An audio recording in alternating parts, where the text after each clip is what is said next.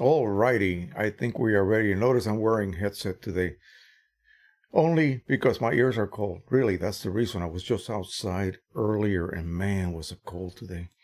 It's been really cold. The other day we had 55 degrees and now it's down to, I don't know what. I think it's under 30 and the wind is blowing and it's just, I was outside just a few minutes ago flying this around, just getting a little bit of training under my belt. I still need it. I'm not an expert flyer, but I was just flying back and forth, turn around, back and forth, turn around, and simply just burning out that battery because that's one of those third-party batteries that you can buy because the original batteries are so old, even if they are in stock brand new, they just do not work very well. And so you need to then rely on third party. But anyway, just like with printer and inks, as soon as my ears warm up a little bit, I'm going to take this off. But anyway, yeah, Nathan is sick today. My wife is making noise upstairs. She was talking to one of our friends on the phone. I don't think she realizes I'm on. She always forgets about that. Anyway, Nathan is sick, so that makes me kind of sad. And I woke up this morning feeling a little bit yucky myself as well. But this week, I tried to concentrate on creating some videos that will be part of a series that's going to basically cover driver settings because there seems to be such a misconception about driver settings. And I'm going to concentrate on just the top printers right now because there's just too many, right? And everything is sort of similar anyway, the way they are being, that you need to really set them. So Pro 1000 is what I'm working currently on now. As you may know, I stated in a video earlier, there was my voice already. I told you I was feeling a little bad today. Anyway, the recent one-on-one consult that I did for a gentleman who owned a Pro 1000 and was basically getting a pretty much consistent magenta cast. And he thought he was doing things correctly. And again, there are some tricks that if you don't know, it's going to cause problems. And so we're going to go ahead and cover those tonight. Let me take this off. It's now feeling really nice and warm. So I'm going to go ahead and unplug this. And I hope everyone can still hear me. Again, now I feel good. Oh, yeah. Ooh. It was just windy and the wind chill was ridiculous today. So as long as I can see my levels here, I think I'm okay. You guys let me know. Secondarily, I'm trying to use, YouTube is changing the way that we conduct live streams. Yeah. So lucky for me, at least for today and until the end of the year, they're just going to simply get rid of the existing studio, which we use to allow us to do our live streaming. They're going to change it somewhat. And I think I attempted to use it earlier, but it wasn't it wasn't actually going live. And you guys may have noticed that. I really don't know if it really went or tried to go live or not. I reverted back to my old standard and I think that's working now. So basically what happens is that you have to insert a code, a string of coding basically in your broadcast tool that you use.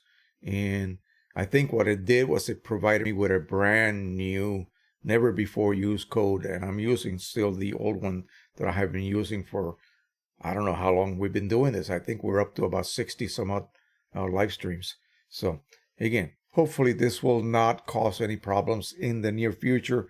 I may have to revert to another broadcast software and one that will allow you guys to actually come in on a panel-like situation where if you have a camera, any kind of a web camera on your computer, you'll be able to then interact. Camera and microphones, all you would need. And I could just bring you in. I would give you a link. You just click on that link and accept a couple of things. And then you are on the panel, and everyone else will be able to also see you, and we'll be able to have conversations live, which I think is really, really cool. And I may consider doing that, but I'm going to have some practice streams before we become a bit more proficient at it. It's not Skype. It's totally different. Okay. Skype, it's not like that at all. It's an actual broadcasting platform. So let's see who is on board today. We have 19 folks here, and only 4 have come onto the panel, the chat that is, and said hello to us. Come on. Don't be shy. Tell us who you are. We need to know your name, where you're from, and what are you interested in as far as printers, because that's the theme of our live stream always. Of course, I throw a little bit of drone work because it also has to do with photography, and I use those photographs to print, so that platform behind me can shoot photographs. It can shoot video. So that's also part of the game, and it's just something that I do in order to just relax. It's just total therapy for me. So I will continue doing so until I cannot do it any longer. So again, if you guys are here, just come on board and say howdy to everyone else. We have Robert Smeltzer. The 4 of our regulars are here. Robert is here. Charles Verbruggen from Antwerp, Belgium. And Robert is from Avenue, Maryland, so just down the road from me. Anthony Petit is here from Texas. I believe he had something to say, but he retracted it. I don't know why. Spike597 is here from Madison, Wisconsin as well. So come on in, folks. Say howdy to everybody. Let me see what we have to cover today. By the way, we have 3,218 Facebook members. Okay, if you do Facebook at all, join this group. And also, a hint for you guys. When I try to set up this group, I didn't know that I could do it through my regular Facebook page. So I set up a new Facebook page, and one that has nothing to do with printing. But people keep asking me to join, to become my friend. You will not get anything out of that. Okay, just go over to the Facebook group, join that. I'm afraid at this point, if I delete that other Facebook page that I thought I needed in order to create a group, I will lose the complete group. So again, I will not be posting anything on that Facebook page, okay? So keep that in mind. Try not to send me a friend request. It will not do any good to you anyway, because again, I will only be active in the Facebook group, the Photo Printing Techie Facebook group, jtoolman Photo Printing Techie. That's the one you need to join. And there is a link on my page, actually my channel. And I'll show you guys. Simply wrong label. Here we go. All right. So here we are, and here's the Facebook group. So just go ahead and click on that little F right there icon. And again, PayPal, Amazon, Patreon, and my little shop. Anyway, I don't have a lot of items that I sell any longer, but there it is. Anyway, you can also book one-on-one sessions with me on the phone if you wish. I wanted to share with you guys the Amazon Prime affiliate page that I created quite a while ago. And just about everything you will need is here. Many different aspects of photography, as well as the printing side. I did not add printers because printers can be bought from other suppliers with incredible rebates, and this platform simply will not offer you that type of a rebate offer. So you're better off just buying from other companies that will give you that opportunity to get a rebate. During my conversation with the last gentleman that booked a one-on-one, we talked about sprays. And you guys have seen my sprays. They're all here listed, by the way. So you can order them from here if you wish. Again, what you need to do if you want to go ahead and utilize this page is simply save it, bookmark it. And from now on, you can search. If you don't find what you need in this whole list of items, just simply search. But save my page, amazon.com/shop/Jose Rodriguez, one word, okay? And then you will be able to order from here anything you wish to order if you are an Amazon user whatsoever. Again, and that way you will be helping the channel out basically indirectly without any pains whatsoever. Not a penny will come out of your pocket. They will pay the channel, not you guys. So take advantage of that, and it will really help us tremendously here. So here's a new platform. Okay, it's totally different. I'm not used to it yet. I'm trying to learn it, and I hope that I don't create more mistakes than than I can possibly create, because again, everything is found in different locations. There are different ways to reach certain things that I use on a daily basis. So again, I've been watching some other educational videos and just simply trying to learn the new platform. Is crazy. I don't know why they did that. But anyway, let's go back to me. So let's talk about the Pro 1000 driver. I am currently working on editing a video that basically goes through the setting of the driver for then printing after you have certified it. And certification is used, in other words, to print this image. And this image is your control. It is your standard. There's nothing else out there that you should be using. This should be your standard. It is as perfect as you can imagine. It has a complete histogram from black all the way to white at even levels, okay? It will tell you if your printer is printing correctly out of the box. You need to set it up properly and then simply open that and print it, okay? File, print, whatever you're using. Process to get you through your, to your print module in your editing application. Do that and print it. And then go back to I think it's the next to last video that I did, where I take you to the steps of how to certify your printer. Okay? That's the first thing you do. Again, people say, well, I thought you were going to print with profiles. Well, the reality, I hope I can last the evening. The reality is that the Canon driver uses profiles. Okay? It's not just wildly trying to come up with some sort of internal color management. No, it will actually connect to the profile that is sitting in your hard drive, whether it's a Mac or a PC, and use that. Okay?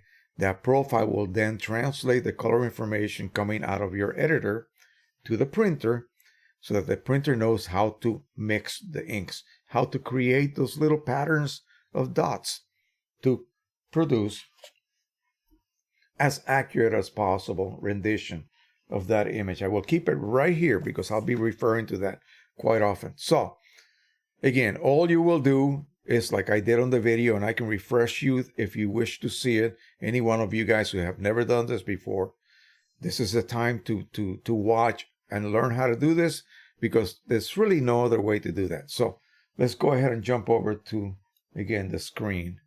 And we're just going to type in control to access, I should say, our control panel.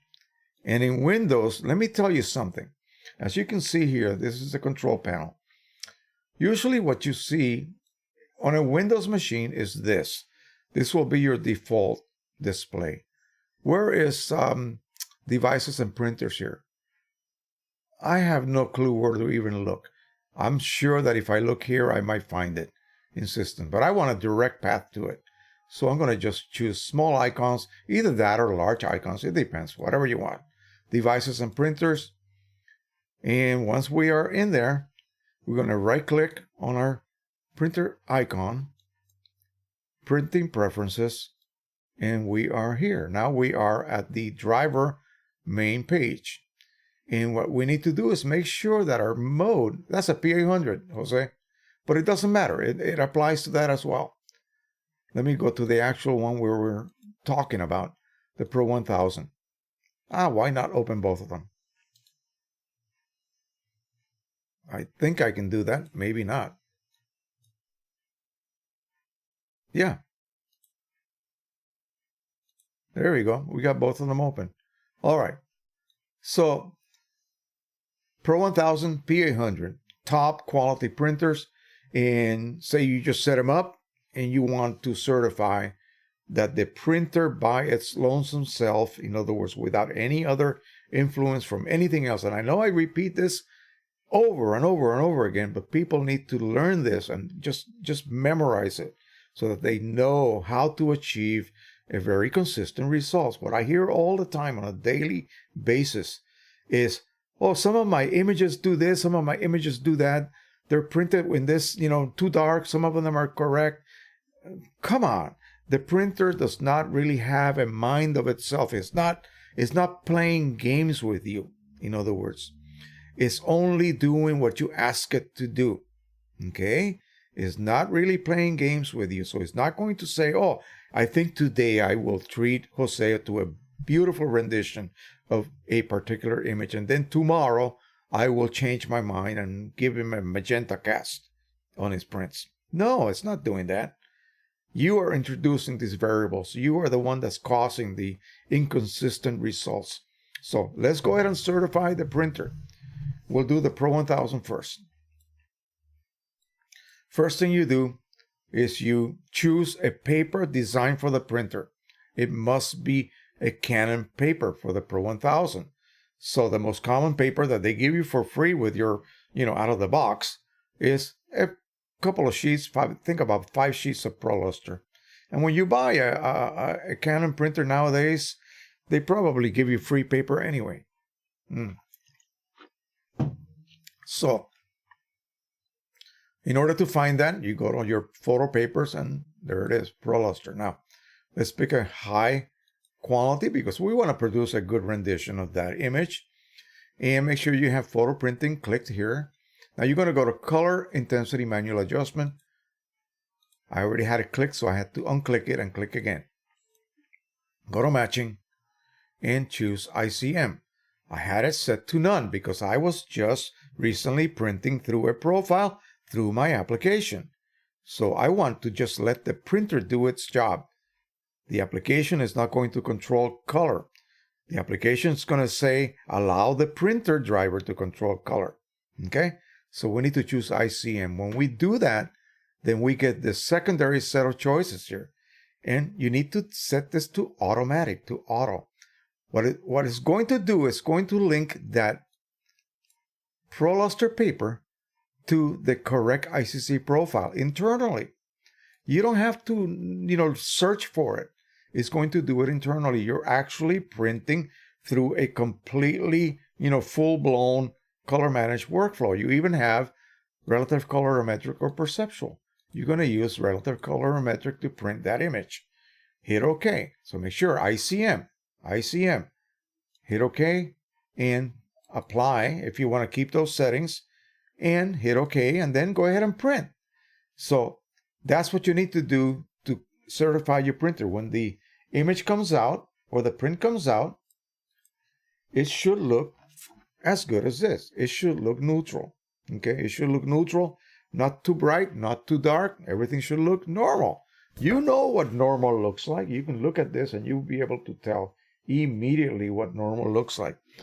You go over to your monitor. You illuminate this print independent of your monitor. If you have a monitor hood, so much the better. Light that print, okay, directly on it. And then look at the monitor's rendition of that image because you opened it and did not edit it, okay? You look at that, you look at this, and you go, oh, that's a pretty good match. Wow, I think I nailed it. If you did that, you're lucky, okay? Most of the time, no, you did not nail it. You will have to adjust the monitor, and you cannot do that visually. You have to use a calibrating device, Color Monkey or i1 Studio right now. Well, I happen to have one of these i1 Pro 2s, and again, so I have the best equipment to calibrate my not so fantastic monitor. Okay, don't assume ever. I get this all the time. Oh, my monitor was factory calibrated. Oh, big deal. Okay, yeah.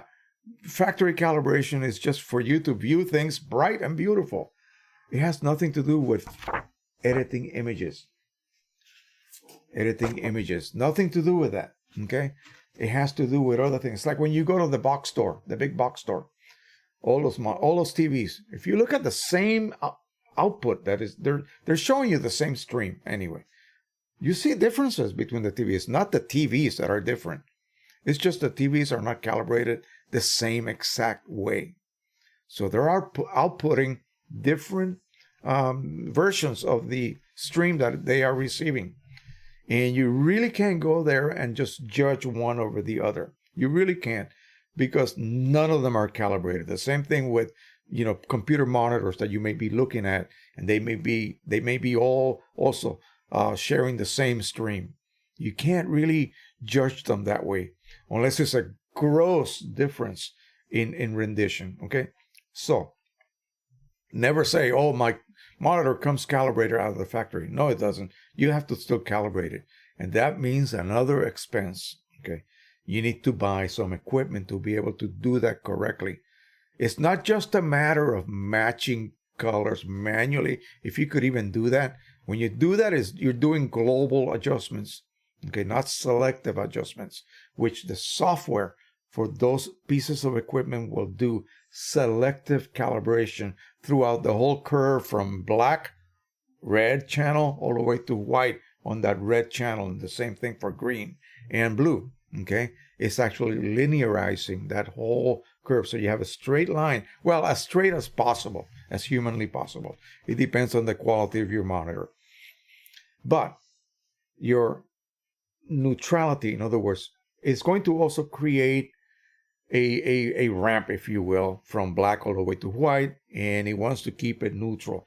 As it gets brighter and brighter and brighter and brighter, it begins at just black, nothing, and then it adds a little bit of density, and it will correct that. It will add another little bit more density. It will correct that. So it's doing it in fairly, large steps, if you will. It's not going to be, 255 different steps. No, it's going to do maybe every 15 or 20 steps.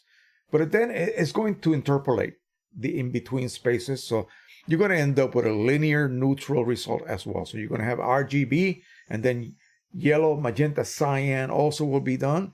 And with these more sophisticated pieces of calibrating equipment from X-Rite, it will do all sorts of in-between shades of color as well. I think it does 118 different patches, and it will then create a profile. In other words, it's sending values. The software is creating these values. The screen is doing whatever it can to replicate those values, but it falls short. Okay, so then the software says, hey, you're off, fella, by this amount. Okay, and it will correct that. You need to correct it by this. And it'll be that particular color at that particular level of density. And all of this stuff gets just mixed together, interpolated into a beautiful profile that all of a sudden makes your monitor perform like a Rolls Royce. Okay, instead of a cheap car. Okay, so that's what I have been doing now for years, and I have never had a problem with my monitor not displaying photos, images, graphics, whatever, neutrally. Okay, and then comes, oh, my print is too dark. Well, my print is too dark because I made it dark. Yes, I edited it dark. So you need to rely on your histogram, on your editing software. See where that is located, where most of your tones are sitting. If everything is toward the dark side, that means your image is too dark, even though it might look correct. Yeah. The opposite is true. If it's over to the right and you could actually stretch it more to fill that, void on the dark side, then your image will print too light, even though it might look correct on your monitor. The nirvana, if you will, is to have this print like this. It's hard to display it to you guys because I have a monitor lighting it as well, and also these lights right here. But you print this and you look at it and it looks correct. Then you view it next to your monitor, and that has to match. Why do we do all of that? Because we want our editing to actually mean something. All right, so now we have this printer is certified. I am 100% sure my Pro 1000 is printing correctly. What did I do to get there? Well, I set it up like the instructions called for. I made sure that all my nozzles were firing by performing a nozzle check. Then after that, I did a head alignment. And after that, I did an internal calibration. Okay. And I just used the paper they provided me. It does that. Then it brings any kind of little nuance of that printer's output to a correct factory setting. Okay. You're not creating a profile. You're just basically bringing that printer to what the factory said its output should be. And if you do two printers across the country, both of their outputs will now match. Okay, as long as they use the same paper for that internal calibration. Okay, that means we can actually share images and they will print identically on either printer. So now you're set. You did this, you got this result, it matches your monitor. Wow, now you're really lucky. Now you can begin editing. But I'm tired of this Pro Luster paper. Who cares? Let me go ahead and get some of those fancy papers from all these other companies. Well, they're going to provide you with an ICC profile because just because that paper may be the same thickness, may have the same sort of surface, kind of a luster type surface, it doesn't mean that it's going to print the same. It's not. So you're going to need an ICC profile.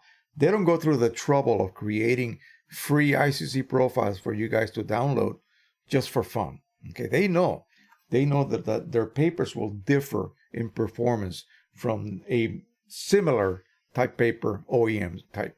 So they give you a profile. So now you have to set your driver a little bit differently. So let's go back. Now I forgot to show you the Epson. The Epson is the same way. Look, see that? ICM in color mode. Boom. You pick a paper that is Epson, whether it's matte, photo paper. We got a luster here. As long as I have that paper loaded in that Epson printer and I have the printer set to ICM, I will get a correct rendition of that standard image, period.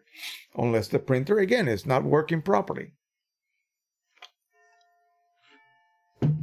Now we want to go ahead and open our horizons, if you will, and start printing with ICC profiles and explore many other types of papers. So all you have to do when you choose to do that is download that profile, install it on a Canon, on a Windows machine. You just simply double click it. Nothing will look like it'll look like nothing happened, but it will be installed that way. Or right click and install. But you can just simply double click it. Now, you have to use this driver, and when you do that, it's gonna have to what am I trying to say? The paper itself has to be one of these here. In other words, the paper choice, that is. That's what I'm trying to say. The paper choice has to be something that the manufacturer of that paper will sort of suggest for you to use. So if it's a luster paper, regardless of what the thickness is or whatever, they're going to probably tell you, hey, why don't you just use Photo Paper Pro Luster from Canon, but use our ICC profile, okay? So that you can get a correct color rendition, especially if you're printing that standard image just to test that profile out. You want to make sure that you use the suggested paper choice they give you. Usually there'll be a PDF included in your download, and it will give you the suggestions for all of their profiles that they provide you. You have to go back in here, color intensity manual adjustment, and this time choose none, right here, just none. That way the driver will no longer be controlling color, but the application will. Hit apply if you want to keep it at those defaults, and you're good to go. Boom.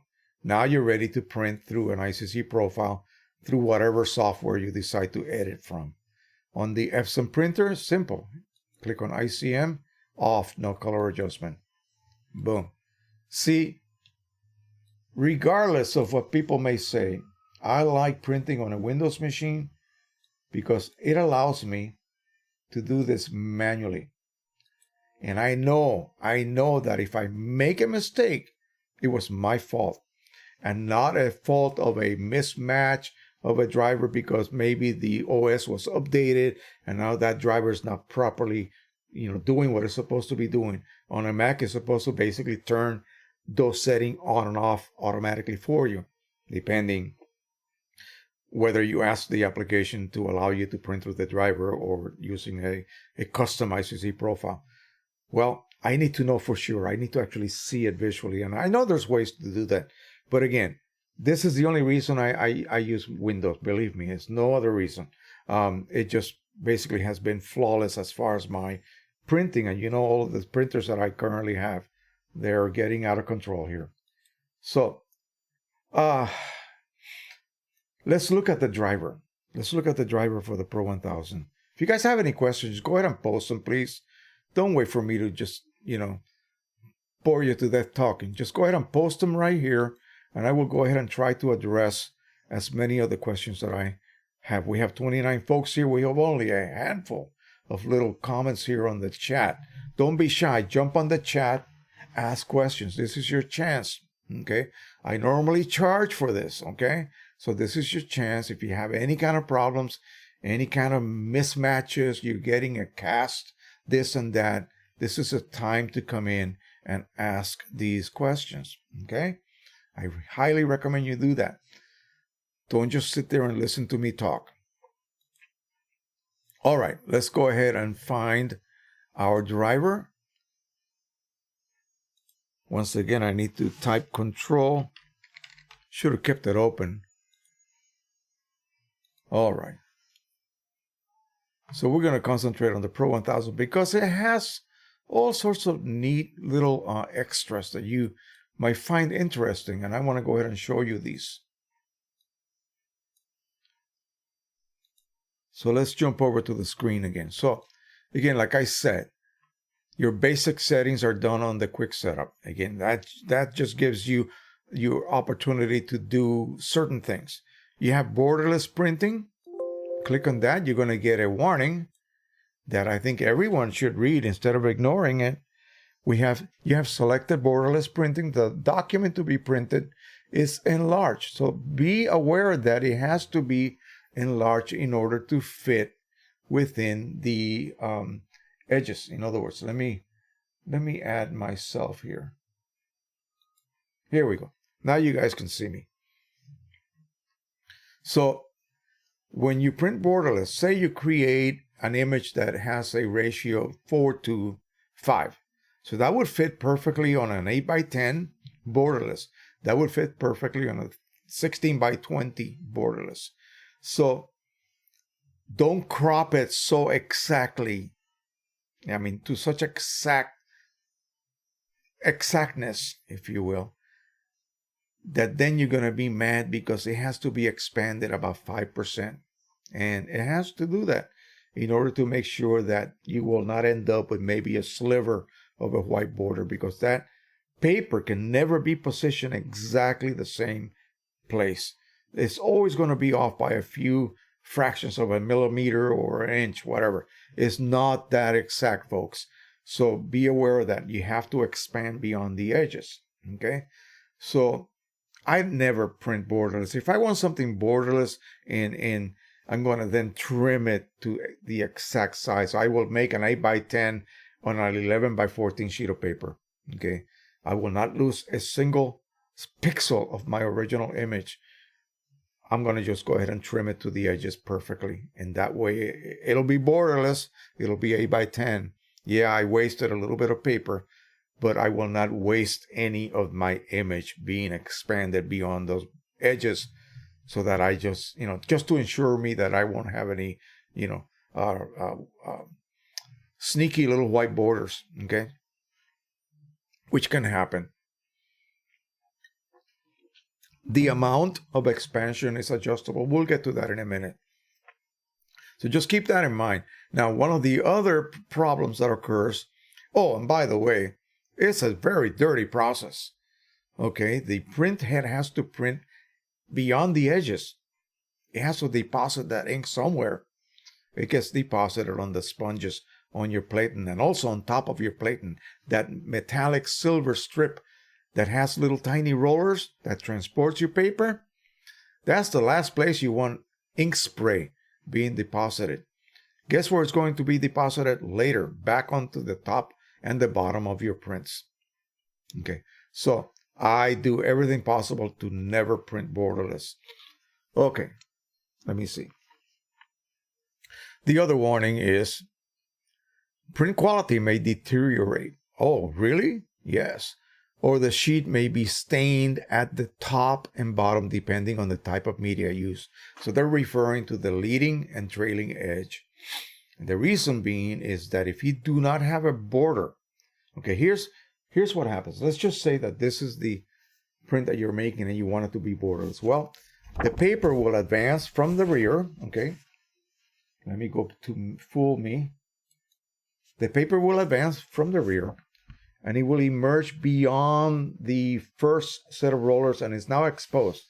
Nothing is holding that front edge down because the printhead has to lay ink on it. And in fact, it has to lay ink before that, okay? So that you have a perfect, even, clean edge with ink throughout, okay? Throughout its length, in other words. It takes a while for that paper to pass under that second platen and be held down. So what happens is that this little edge might be maybe up a little bit, just a few thousandths of an inch up. It gets struck by the printhead because the printhead has to print immediately on it. It doesn't have the luxury of a border passing through. Now the paper is held down. No chance of a head strike or a smudge being created. So again, that's what they mean. You're going to have problems with that. And also when the paper is done printing, usually I have a nice border. The paper is still being held down. I'm done printing. There's nothing else to print. It'll just be ejected. If you're trying to print to the edges, it's going to continue to advance that paper and nothing is holding it anymore. It can do this. It can do this on you. It can shift depending how slippery that paper is. The shinier the paper, the more slippery it'll be. That's why it says depending on the media used, okay? They're warning you straight out. So again, you can take that to the bank or you can just ignore it. I would not ignore it. Anyway, that's why that's why they put that warning there. They're kind of covering their you know what. Now, how many of you actually go to the other tabs? Main. So you can just forego this one at all. You can go directly here and do all of your setup right here on this page. So luster paper, again, you have all your same choices here. Luster paper, advanced settings. So let's go here and see what's available. Drying time. This is interesting. Now, I had an instance where I was testing a Red River paper, and for whatever the reason, if I chose to print on the smaller sheet sizes, it would print beautifully, like 11 by 14. But the minute I tried to print on one of the rolls, in other words, a larger size, it was actually 17-inch wide paper, I was getting a lot of buckling of the surface, basically like creating an undulating surface. And of course, the head was striking the living daylights out of it, leaving, huge, patches of scratches on the surface. It was a burrito type paper, so it was very fragile surface. It's not as durable as a resin coated paper. So yeah, it was leaving, this huge amount of damage. That causes damage onto your printhead as well. So drying time. So what I did, I had to choose a longer drying time, and so, I'm not quite sure whether this means per pass or not, but that solved it. So this is kind of hidden here from view. If you never go to this main page, you will never be able to access that here. So that is there for you guys to check out. Another one is the print head height. So you can set your avoid paper abrasion right here. Again, once I also set that in conjunction with this one, I no longer had any problems. And what was the problem? The printer was laying down too much ink for that particular paper type, even though the surface was considered a semi-gloss. I had it set to semi-gloss as a paper choice, but still, it was just too much ink for that particular paper. Okay, So it began to buckle. That's what it will do, especially dark areas that received a higher volume of ink. Paper vacuum. Do not use or leave at default. Why would you not use that? Right? I mean, the vacuum advanced system actually is assisted vacuum. It's not a full-blown vacuum advanced. Simply helps to keep the paper flatter, in other words, at the areas where it needs it most, where the printer is actually passing over and depositing ink on the paper. That's when you need that vacuum. So I would suggest leave that always on. Now, unidirectional printing. I had to set mine to unidirectional for that particular paper. So it would just print once from right to left, return to the right again, advance, print again, return to the right, advance, print again, and so on. If you do not print that, it's going to print on both passes. In other words, it's going to print, advance, print, advance, print, advance. The result of that is that your image gets printed about twice the speed. This actually made it, by clicking on that made it, I mean, painfully slow, but it removed the buckling. The reason being that the print had a chance to allow that ink to evaporate. And so it did not have any more problems. This also happened not only on the Pro 1000, but also on the P800. So I had to do a similar adjustment there as well. Now, when you do that internal calibration, okay, you may wonder, okay, where does that go? I just got done doing that calibration. Where does that go? Well, it gets stored in the printer, but it doesn't automatically get used. You have to tell it to use that. Use value. Okay? That's what you need to do. The printer default is just out of the box with that slight bit of error that comes out of the factory. This one is going to actually use the correction value that you created with an internal calibration. So keep it on that. This one here is disregard. Totally. You don't want to do that. You want to use that value. So again, how did you know those things were there? Well, you have to look. And you really need to use that, especially if you perform that internal calibration. Without that, it simply will not use it. Okay, so now we're going to go to the top feed, manual feed, top feed, highest quality. You can set all your qualities right here. Easy as pie. Color intensity manual adjustment, that has been set. You can click here and look at it. Boom. Yeah, it's none. So now I can freely print on my application using a customized CC profile. Now, paper setup or page setup. This one's tricky, and this one messes up a lot of situations with people because there's so many layouts here that you can actually choose that are built into the driver. Normal size. So normal size will actually just print your image at whatever that 300 pixels per inch size was. If the paper is not big enough, it's not going to be able to fit it. Borderless, again, I don't do that anymore. Fit to page, in other words, it's going to resize your image to fit. And this is more for scaling an image within a sheet of paper. So if you put it at 13 by 19 piece of paper, but you want to print an 8 by 10 sort of offset to the corner, you would do that. You would resize that image until it reach about the approximate size, and it'll simply leave the rest of the paper blank. You might be creating something with graphics, and you may want to do that. You might be printing graphics first, and then printing the image, overlaying that image again on that same sheet of paper. Again, this is something that I would do entirely in something like Adobe Illustrator and just be done with it. I would not want to do that within a driver.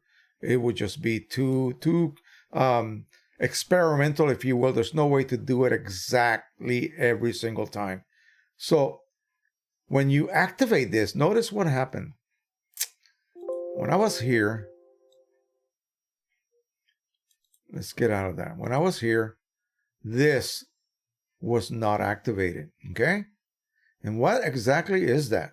So let's just say I pick fit to page.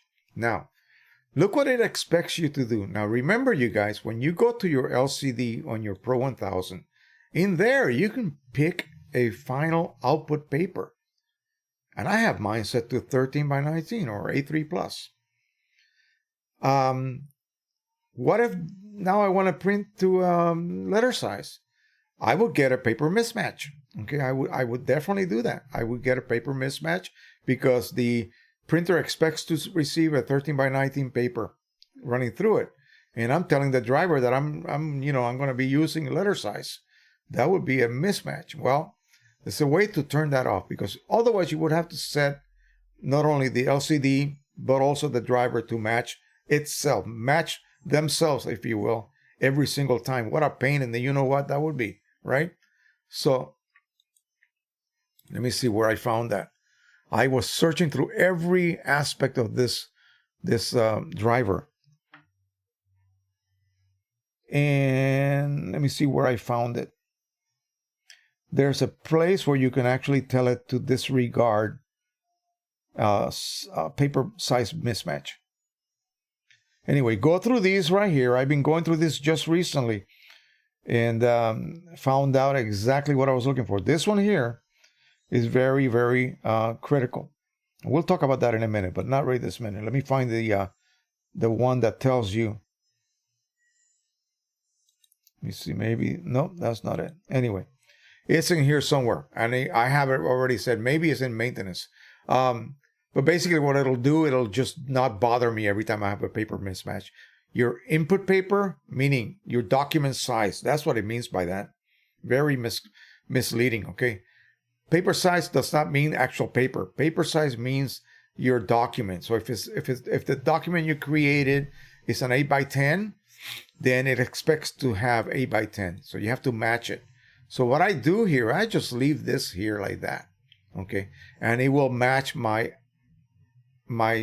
document size to the correct paper. It'll just not matter anymore. 17 by 19. It'll just say same as page size. You see that? It automatically changes that to same as page size. So this is my page size. 4 by 6. Again, same as page size. So again, very, very tricky. And, just be aware that that is there. Let's see what we have here. We have a specify margin. You can set those here as well. And let's see. Print options. Let's go here and I'll tell you what I meant by that earlier. This one right here. Cancel the safety margin regulation for paper size. Now, what the heck does that mean? Well, remember what happens. I have a set, as you can see. And I'm going to go ahead and get out of that because that's my default. Remember what happens when you choose a fine art paper? Okay? Because Canon printers will not use matte black unless you use fine art matte paper, such as here. Oh, we get this. You see that? Paper source top feed is not available for the selected media type. Paper source settings have been changed to manual feed. Well, the minute you do that, you're going to get a 35 millimeter leading edge border and trailing edge border. So there's no way you're going to print borderless. There's no way you're going to print with a 1/2 inch border all around. It just will not allow you to do that. So by removing that restriction right here, was it right here? I think it was. Page setup right here. There's so many settings that I get lost. Cancel the safety margin regulation for paper size. Okay, the reason is doing that, forcing you to do that, whether it ticks you off or not, is again the situation with the leading edge and trailing edge possibility of head strikes, especially you're using the manual feeder because your paper is just one of those thick papers. And it requires a straighter pathway through the printer. So that's why it asks you and forces you, basically. It doesn't ask you, it makes you use the manual feeder from the very, very rear part of the printer. It's a straighter pathway. very unlikely that a paper will need to be bent. In other words, too much. It's to pass through the printer. Whereas the top feeder, or what they call the rear feeder is more of a bend. Okay, so that's all it is. And it's sort of giving you that forcing you to get that big border so that you have the least chance of getting some kind of head strike or some kind of edge artifact taking place while you're printing. So that is why it does that. So anyway, I'm glad that you were able to disable that. Now you can go ahead and do a half-inch border on fine art paper and still use the manual feeder. Okay, before you could not. On the Pro 1, Pro 10, Pro 100, no, you have to accept those borders, period. So again, I'm glad that they added that and gave us a choice to choose not to accept that. Now we go to the maintenance tab. I'm drinking my drink, by the way. And, it has a lot of really cool things in here that you can access. View printer status. So here is where you see the actual levels. Now remember that I did chromatomizer, gray, matte black, and photo black refills. I had to install new chips. Yeah. And all of these reside on the same group. And so to access that, you basically go here to view the printer status. About, it just gives you information about your printer, all of the different types of DLLs that it's using, and so forth. Now, what if you have to perform a cleaning cycle because maybe you didn't print for, 4 months or whatever, and it ran that initial cleaning cycle that scared you half to death, and it still did not clear out any clogs that it may have developed during that period. You go to your cleaning. You have a very basic cleaning. It's a lower volume cleaning. Eliminates unwanted smudges and lines in the print result. Well, that's a bad translation. Basically, if you have a nozzle missing, you're going to get some sort of banding, but it will not be that very regular banding that you get when the print head is misaligned. It'll just be a couple of lines missing because, again, several nozzles may not be firing ink. So you run this low volume cleaning cycle. The deep cleaning unclogs nozzles that cannot be cleaned by the regular cleaning. Really? I didn't realize that. System cleaning executes the system cleaning. No kidding. Okay. Wow.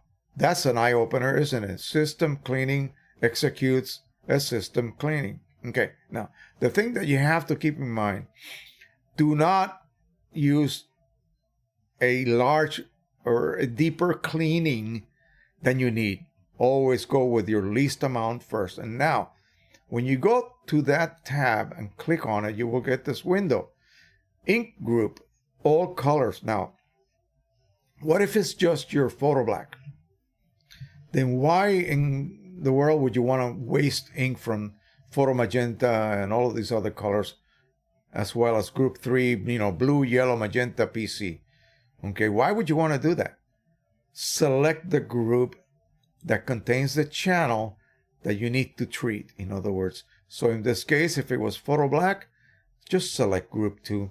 The purge pad that attaches to the print head and provides vacuum that then sucks ink through the print head can be isolated. It has 3 isolated zones, and each zone affects 4 colors out of the 12.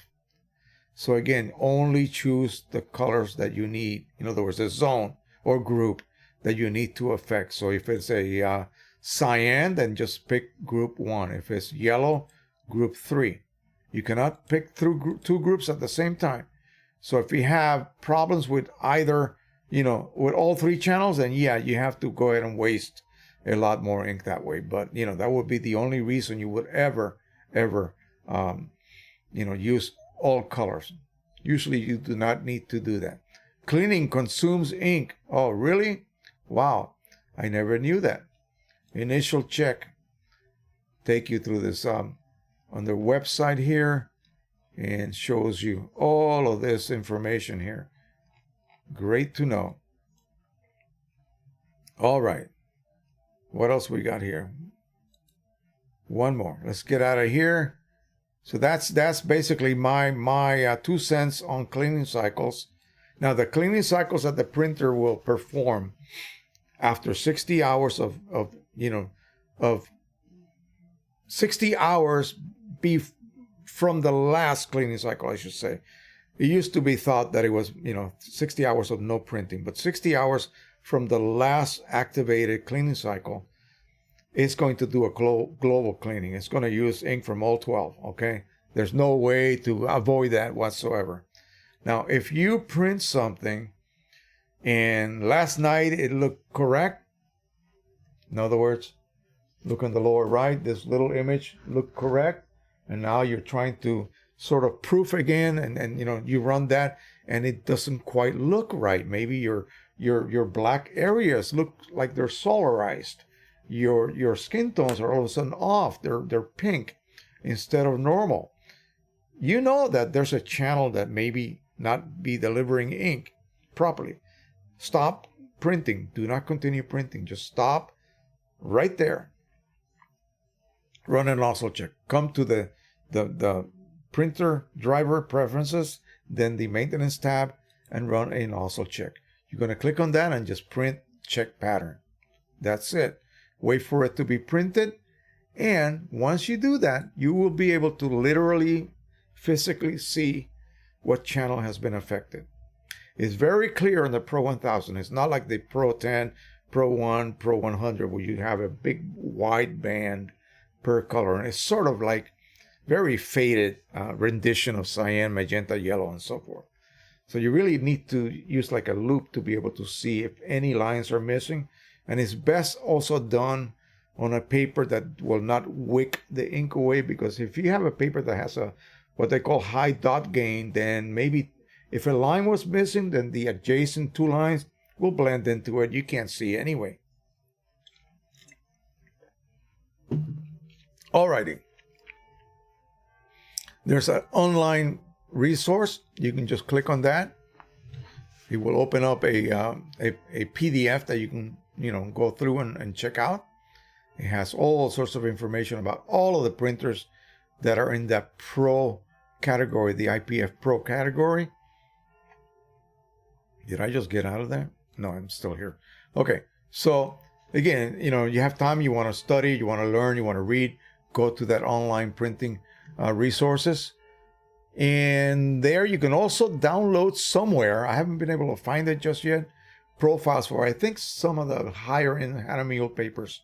Okay, you should be able to download some profiles. Now, power off. You can actually turn off your printer from the driver. Right here, just click on that. It will power off the printer. Yeah. If you're in a hurry and you need to leave and you don't want to go over to the printer and manually press that button, you can do it from within the driver. Auto power. Set that to disable, please. Do not set it to turn off or go to sleep. Okay, it'll just waste ink when it comes back on. Quiet settings. This is a really neat setting that I always use. And again, it's not because I have a baby next door or my printer makes too much noise. No.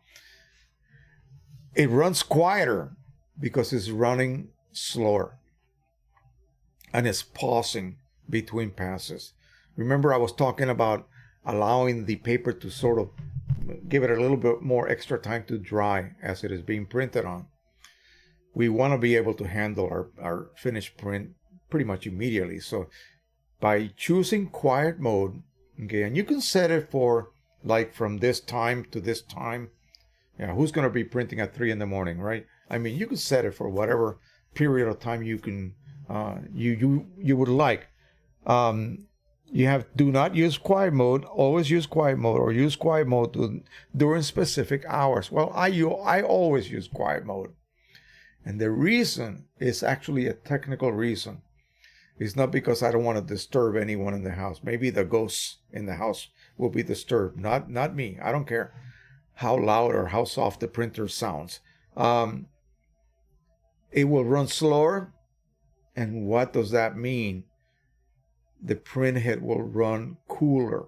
Okay. An engine in a car that you force to run at 120 miles an hour, 10,000 RPM, better have some damn good oil, okay? And really, really good bearings, because it's going to overheat.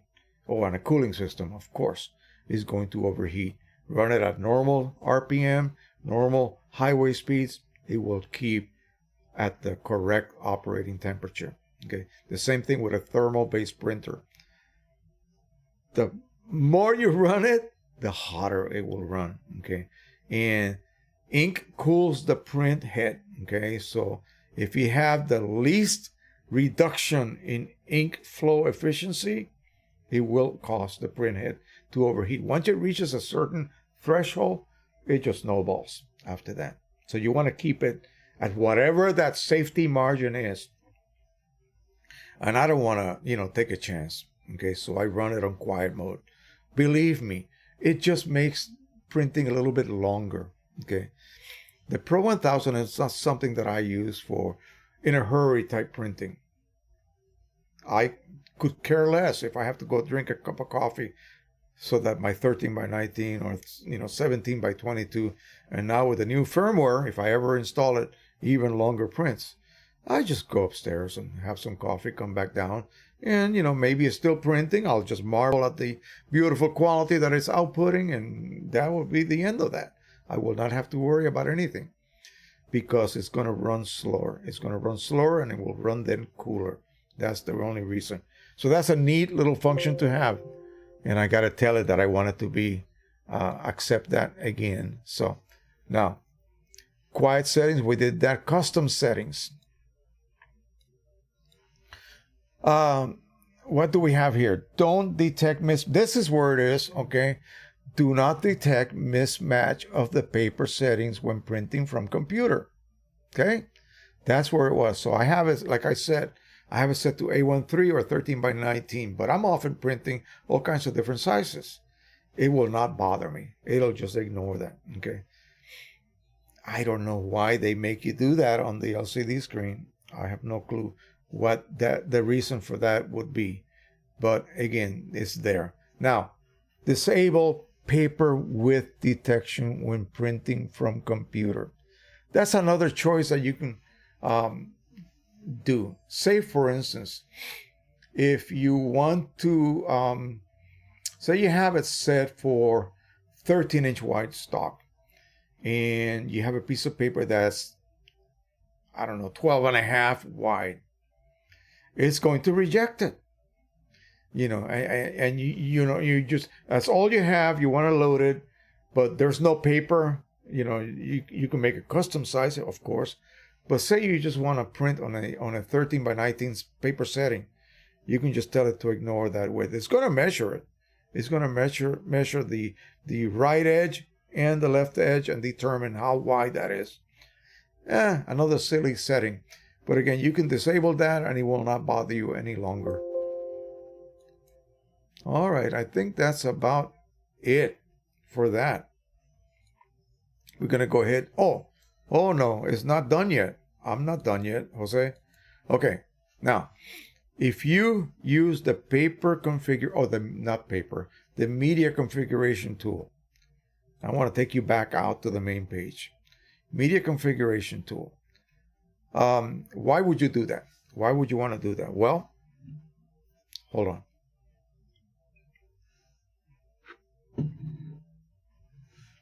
You would want to do that when you're using a third-party paper.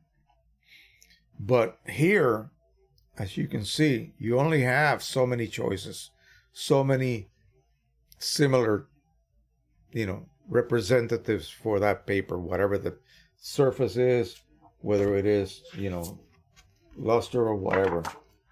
You have to sort of match something that's similar. So they're not going to give you Hanomule or, Red River, Palo Duro soft rag or soft gloss rag. There is no such thing. Okay, so Palo Duro soft gloss rag. Well, soft gloss sort of tells me it might be something like a semi-gloss. Okay, all right. So I'll use semi-gloss. Okay, I set it at that, but then I come to realize my paper is twice as thick as regular Canon's soft, soft luster, semi-gloss paper. What to do now? Well, I can set the gap manually every single time, but why do that? When you configure that Palo Duro soft gloss rag paper using the media configuration tool, and then you save the results. And there's videos all over YouTube because this tool has been around for quite a while for all the IPF type printers. So if you're curious about that, go ahead and look at some of those videos.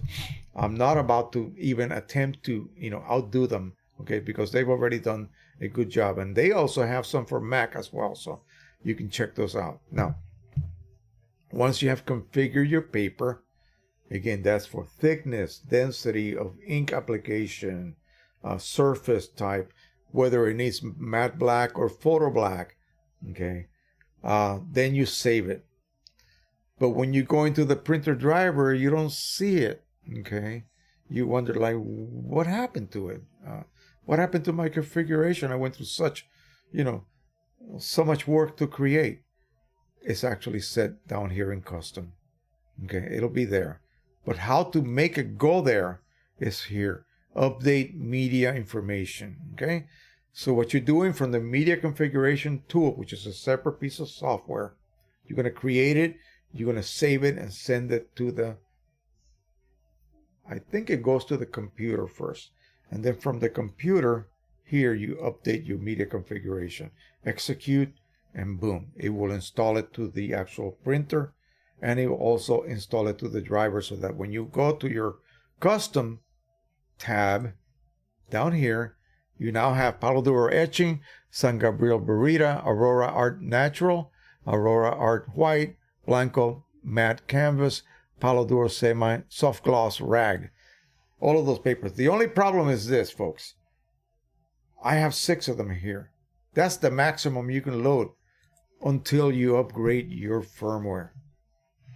Then you'll be able to save many, like several dozens of them, different paper configurations. Okay, isn't that fantastic? I think it is. All right, so that is my little demonstration of that driver. There's a lot more stuff that's there. It's sort of hidden. I'm not going to mess with it because right now, like I said, if it ain't broke, I am not going to mess with it. I'm getting great results with what I have been doing lately. So again, but the driver provides you with all sorts of things that you can actually adjust. And also the actual LCD, as far as, for instance, auto, there's a choice for auto nozzle check. And what does that mean? If you turn that off, see, this printer is smart enough. All of that series of printers, they're very smart. And they will determine a single nozzle not being optimal.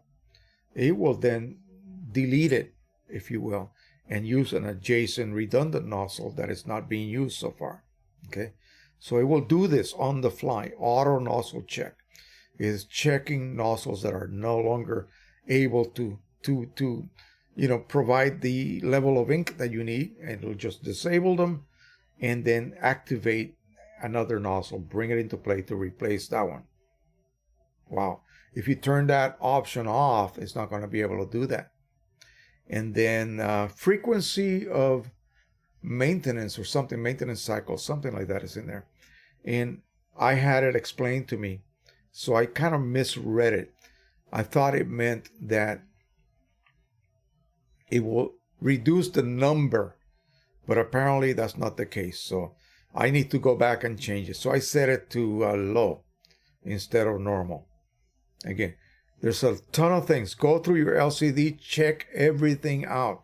There's a lot of subfolders in there that you can actually click on with your OK button and delve into the inside of that folder, that menu, if you will, and read all sorts of things that are actually able to be performed within the printer itself. When you change your maintenance cartridge, you're supposed to do it through the LCD screen. Okay, yeah, and before you open that rear door to remove that cartridge, you better tell the printer, hey, I'm about to do this.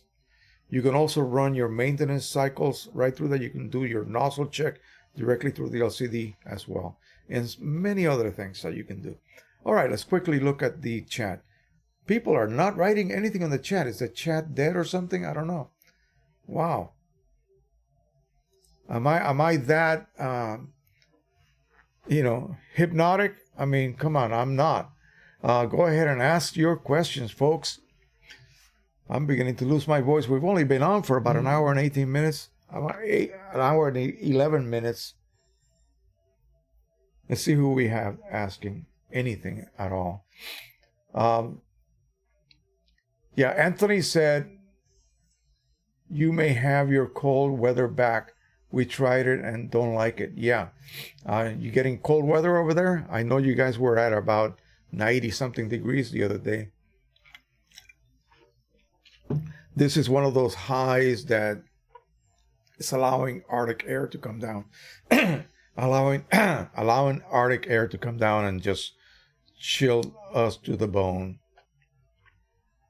Luckily today was a complete day off and we just didn't even leave the house. That's not going to be the case the following week. We're going to be so busy. We will not have any time at all.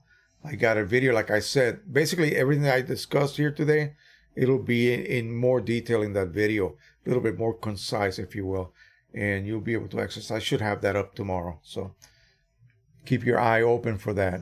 Rob Van Gelder from Amsterdam is here.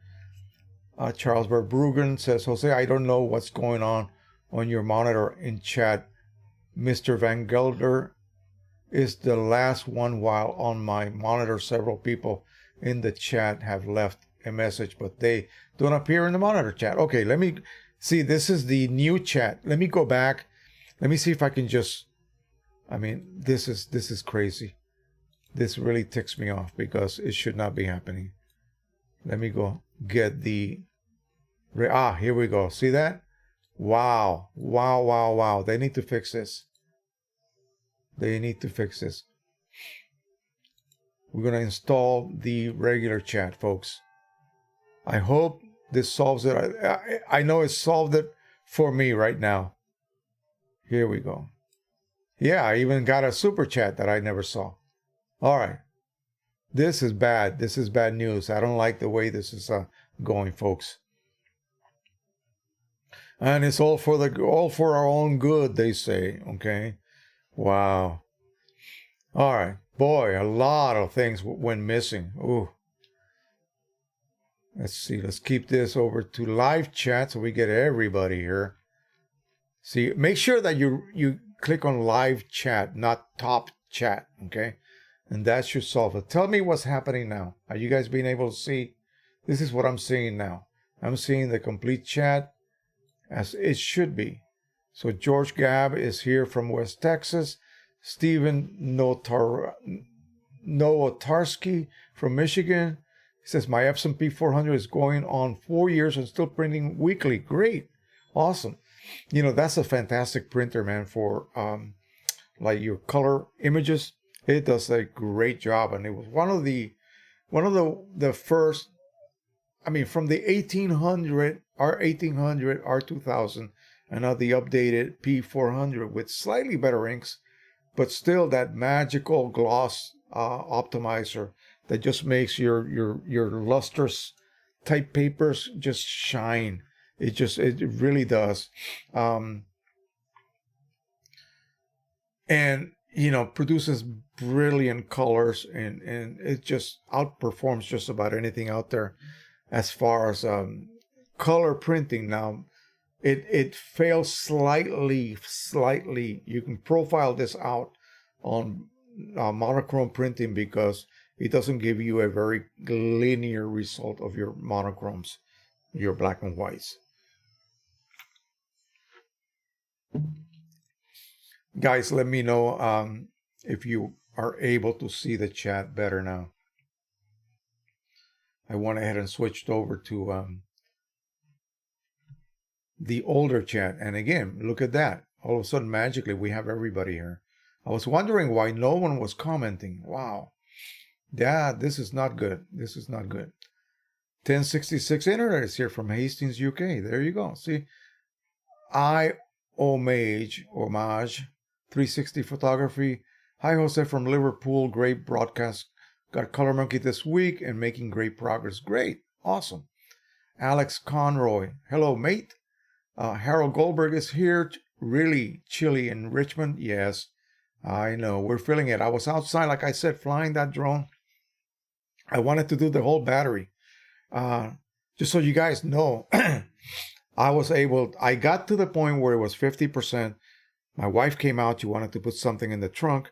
And then I realized, gosh, it's getting close to 5. I better get in. And besides that, it was really getting cold.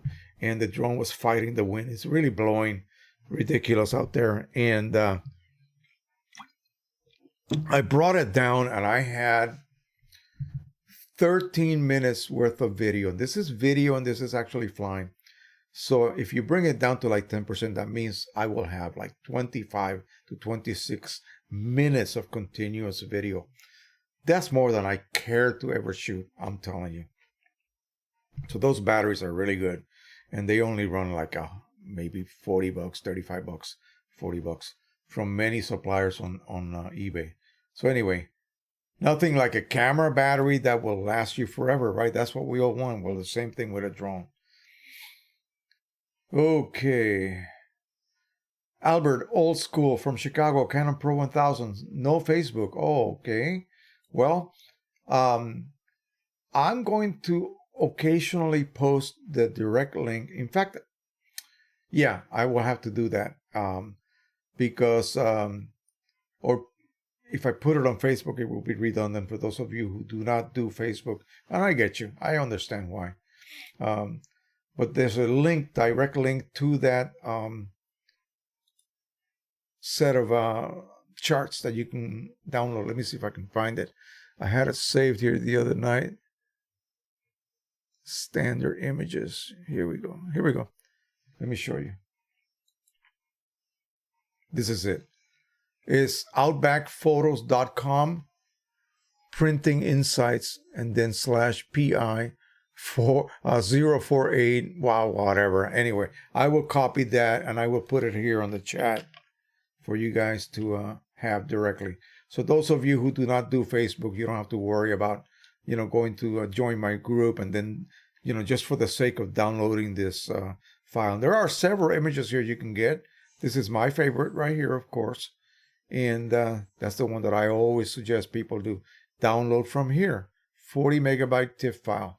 So you get it from there. And if you want to if you want to have it explained to you how to interpret this image here, you can click here. And it'll walk you through all of the different components of the image, okay? And so that way you understand what each section means, okay? Again, a very, very well designed standard image, and one that I just simply treasure. There's nothing better for me. All right, let's see who else is here now that I know that this is actually working. I don't even know who to complain to. I'm telling you, this is terrible. Alex Conroy, I just got a Pro 100. Awesome. Cliff Fit from Denmark is here. Alex Conroy says hi. He says hi several times. I think he thought he was being ignored. Oh no, he's just saying hi to everybody that's here. That's awesome. Okay. Bernhard Moore from Southington, Connecticut. Alex Conroy again saying howdy to everyone. That's what we want to see. A lot of friendly people here saying hello to everybody. Are you mostly going to talk about the Pro 1000? No, I talk whatever you guys want me to talk about. Ask away. Yes, we will cover everything. I'm going to go back and also check out my comment section on the YouTube page or the YouTube channel and kind of go over some of the things that people have been discussing and see if that should interest everybody, I think. Alrighty. Richard Park is here from Charleston, South Carolina.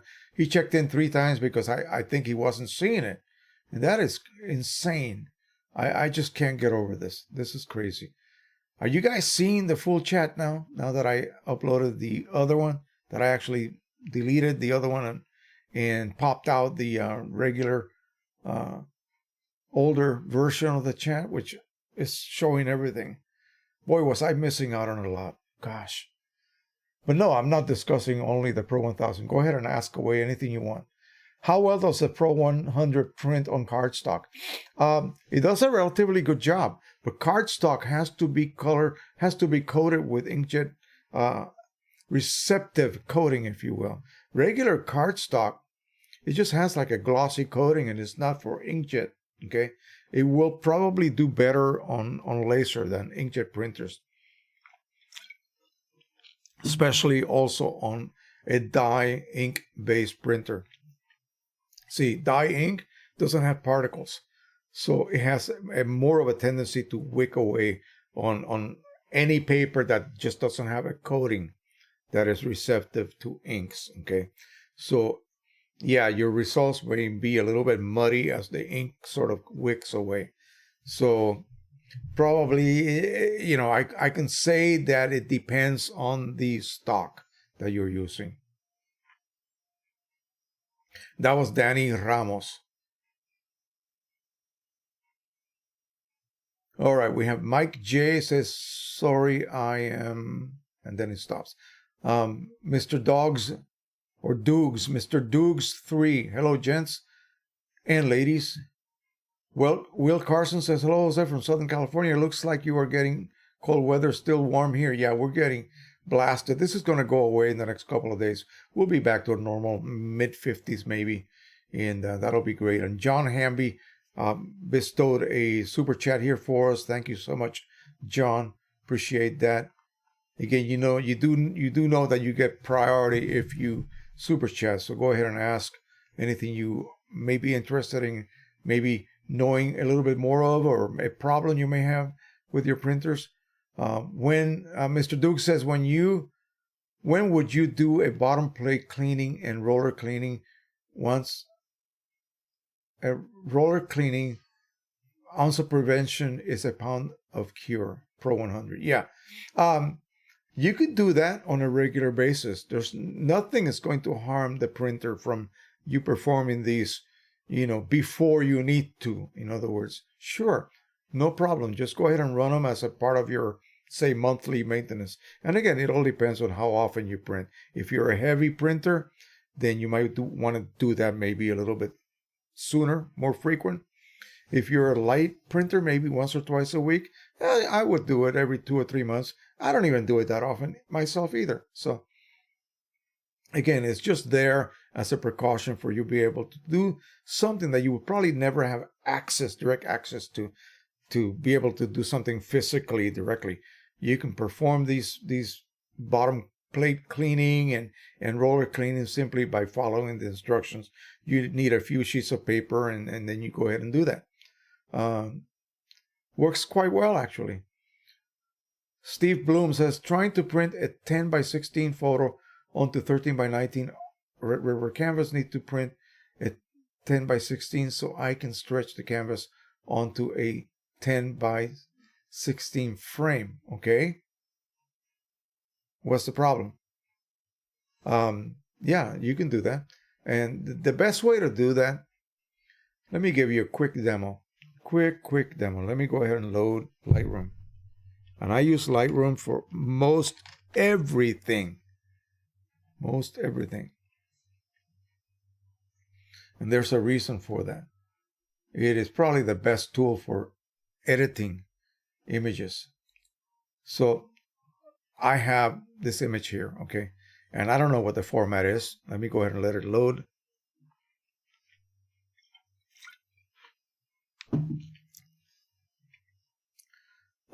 Let's see. Let's go ahead and just blank out the page. We're going to set the Pro 1000 with 13 and 19 paper. So there you go. What was that size you wanted? What was that size you wanted? 10 by 16. Okay.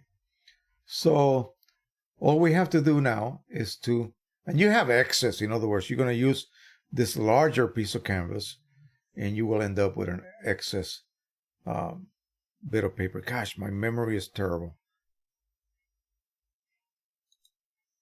Yeah, 10 by 16. So let's create a cell 16 by 10. Reload the image.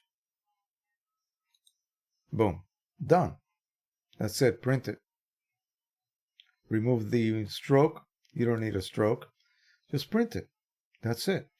10 by 16. Now, my image was not that ratio, so of course it's not going to fit perfectly. If I zoom to fit, remove that.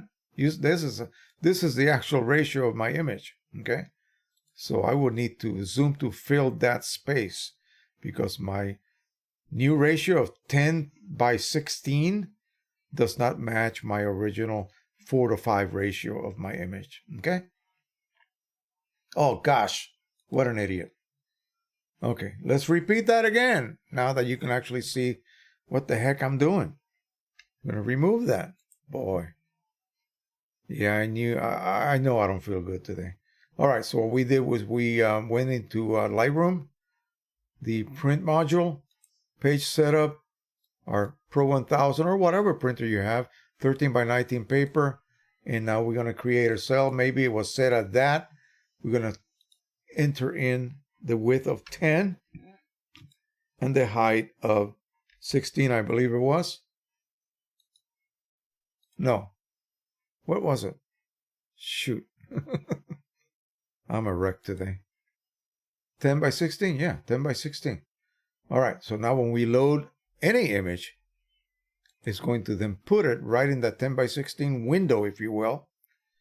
And again, like I said, if I undo zoom to fit, it's going to then show you the true dimensions of the image, which is more around the 4 by 5 type ratio rather than the 10 by 16 ratio. So all you would have to do if your image is cropped to 10 by 16 ratio, then it should fit perfectly in there. That's how I do it. This is why I love Lightroom. When I'm in Photoshop, that would be a totally different way to do that. And one that, it's just not as intuitive as Lightroom. A Q image also allows you to do that as well.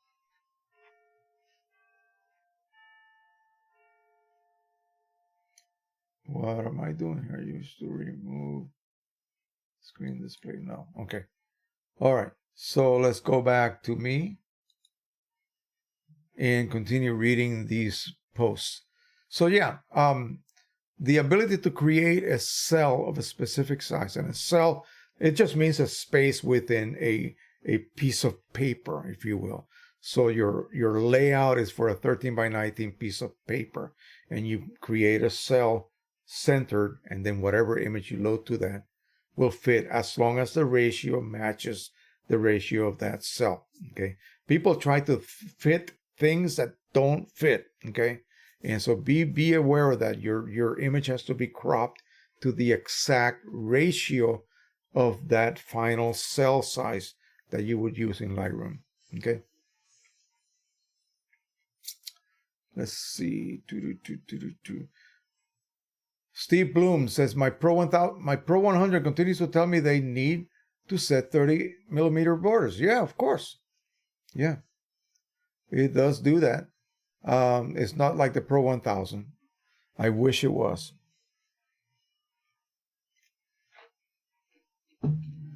And because you're printing canvas, oh boy, yeah. That throws a little monkey wrench in the whole system. Well,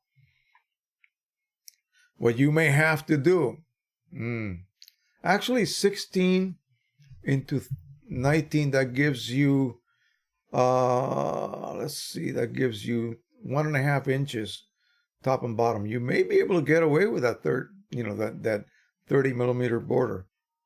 Okay, that is going to force you to use. You may still be able to print that 10 by 16 inside there, even with that trailing and leading edge border in post. I didn't realize that would have to be printed using well, actually, you know what? Why don't you, is it a matte surface canvas? Okay. If it is, then, You can actually, on the Pro 100, there's no such thing as matte or photo black ink. It's just one ink. So you may be able to get away with printing it on the regular top feeder and simply not choose canvas. Just choose like matte paper setting, okay? And that will allow you to then print it without those borders. It's when you activate the fine art setting that it will then force those borders on you. Yeah, screwy, but it's there forever. It's not going to ever go away. John Hamby says, just soaking in the information. Well, thank you. I try to be somewhat informative. Again, a lot of times I repeat myself because a lot of people need to have that constant reinforcement, if you will, about certain, simple settings and procedures. And again, it just clicks. At some point, it'll click. And that's what happened to me. I went in limbo for 2.5 years. I did not know what I was doing. Came that close to quitting. I had the 1900 from Epson, and I would get good results sometimes and great results the next time, and nothing consistent. And of course, I started changing settings just haphazardly, not really keeping records, and yeah, not the way to go, believe me. And I finally sort of got it. Hello, Jose, coming from Yorktown. Wow, Virginia. Skip Barber. Wow, that's a awesome location there. And you sound like you're a new arrival here at the live stream. So thank you for dropping by. Mr. Dukes 3 says yes and link. Yes and link. I'm not sure what that means. Skip Barber says hello, Jose. Skip is watching from Yorktown, Virginia. Yes. Are you guys seeing this? Are you guys seeing this at all? I hope so. Let me know. Let me know really quick right now because I need to make sure that you guys have access to this chat. Otherwise, I'll be really, really mad at the platform, that is. Steve Bloom says, yes, when I avoid the fine art setting and go to matte, that solves the problem. Yeah. What are you using for laying out your images? Let me know. All right, let's go over to the YouTube. You asked if we see. Okay, good. Yeah, that's what Mr. Dukes was referring to. Awesome. Is it possible to turn off Chroma Optimizer? Here's one thing that I neglected to show you guys. Come on. This is really neat, okay? Let me go back to the driver for the Pro 1000. Here we go. And I'll show you a setting that many people just kind of miss because they don't even go here. So remember, this is where you set whether you want the printer to control color or the driver. And you go here and you do that here, right? Clear coding. There it is right there. As clear as day. Clear coding, auto, and overall. We're going to leave it on overall. Why do you want to do that, Jose? Why? I'll tell you guys why. Here's the deal with auto versus overall. Especially when you need to. And by the way, to answer this other question, is it possible to turn off Chroma Optimizer? No, it is not. The only way to have it be disabled is to use matte media, period. Any kind of media choice that has a degree of gloss will be using the photo black ink, and that will require the use of Chroma Optimizer. But what mode, you might ask? Well, let's look at this a minute. So we have various degrees of density. We have areas that may be considered, let me see. Yeah, like right here next to that. This is a electron microscope type photograph, scanning electron microscope, that is. Right here, there's some pure areas of white. So that means that it's as clear as this border right here. So the way that auto works is it examines wherever ink is laid, and it will then deposit an equal amount, let's just say, of Chroma Optimizer over those areas. So it's going to sort of create, if you could just forego all of the color ink, you would just have an image printed with just Chroma Optimizer. Well, that does nothing to remove gloss differential. What is gloss differential? It means that there is a difference in gloss between areas of the image printed. So your border has nothing on it. So it's going to have the original shine of the paper, whatever amount of shine that is. The black areas will have the maximum amount of ink, and they're going to receive a lot of Chroma Optimizer. Guess what areas will look glossier? These areas where Chroma Optimizer is applied at high levels will be very glossy. It's like a varnish, like a clear varnish.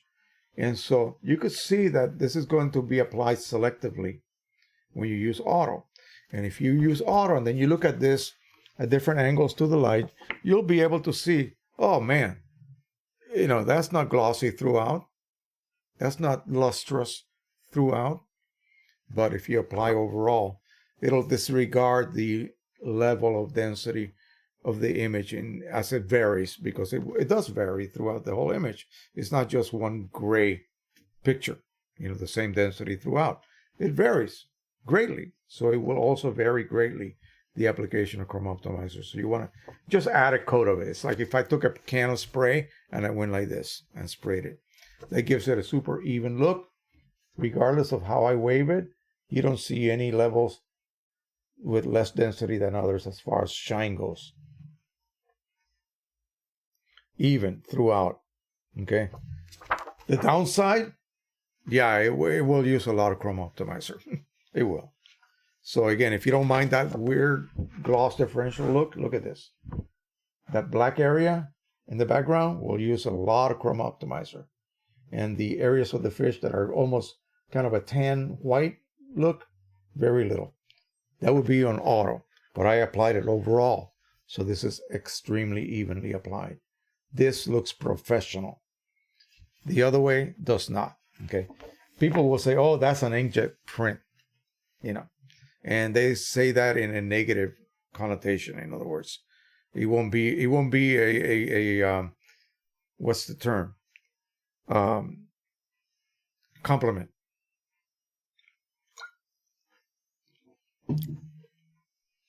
Yeah. So, yeah, you'll use a lot more Chroma Optimizer. Is there a reason you don't always use the Canon XPS driver when printing? Oh, well, that's an interesting question. What does that do? XPS printer driver. It's just for 16-bit image work. And when do you have 16-bit image work? Well, you can actually export that out of the Photoshop RAW converter. You load some RAW files and you export them out. You choose the quality, the bit rate, 16-bit color, and you export it out to a PSD or a TIFF file, and you edit it, and then you print it. Well, I am no expert, but I have been told by Mike Cheney from QImage that it really doesn't matter. Supposedly, the XPS driver allows you to print in 16-bit. Okay? And as far as I was told, Windows does not allow exporting anything to a printer driver in 16-bit, regardless of what the driver is. Now, does that mean that it doesn't really matter? I have no idea. So again, this is for the experts out there. I am not an expert when it comes to that. Now, however, the Mac OS does allow 16-bit export to a driver. So that's why you don't have an XPS driver for Mac. It doesn't exist. Why? It's not needed. You don't need it. Windows, you would need it, but then, that's assuming that Windows allows you to export 16-bit until it reaches the driver. But as far as I know, it changes it to 8. So it reaches the driver as 8. What does that do? Nothing. You're still printing at 8-bit.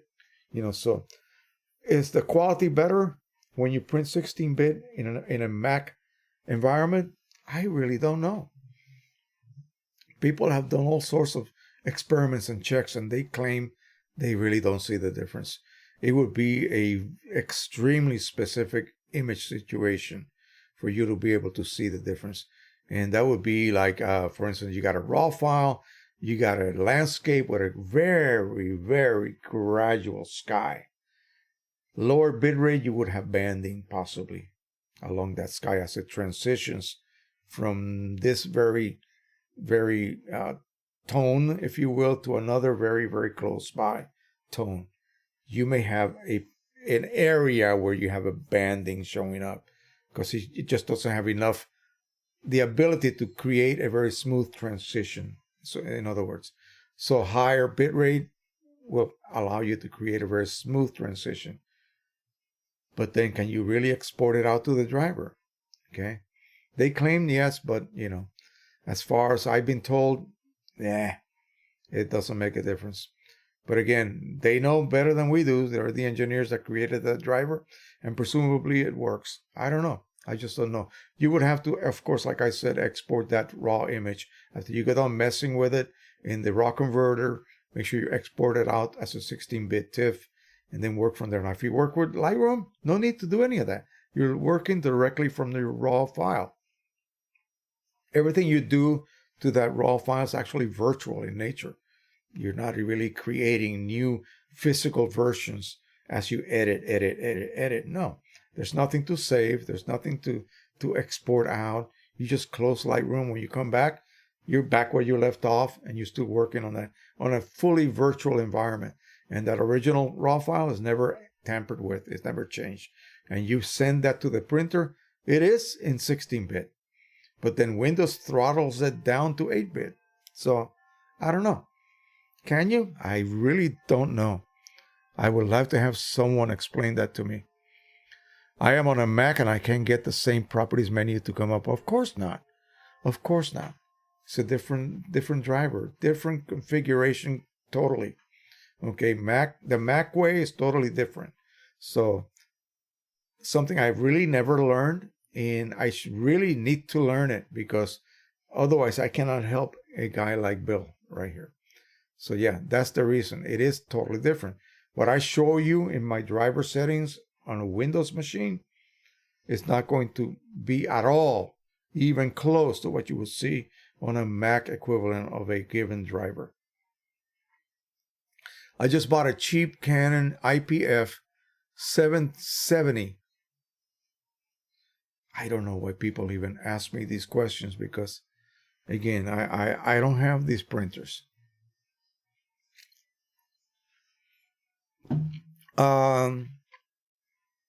So the long ink tubes have air bubbles. I guess this must be, it's an IPF. Okay, so image prograph, maybe an older one. They have air bubbles, and it has a printhead error. Replace the printhead. Any advice on cleaning tubes? I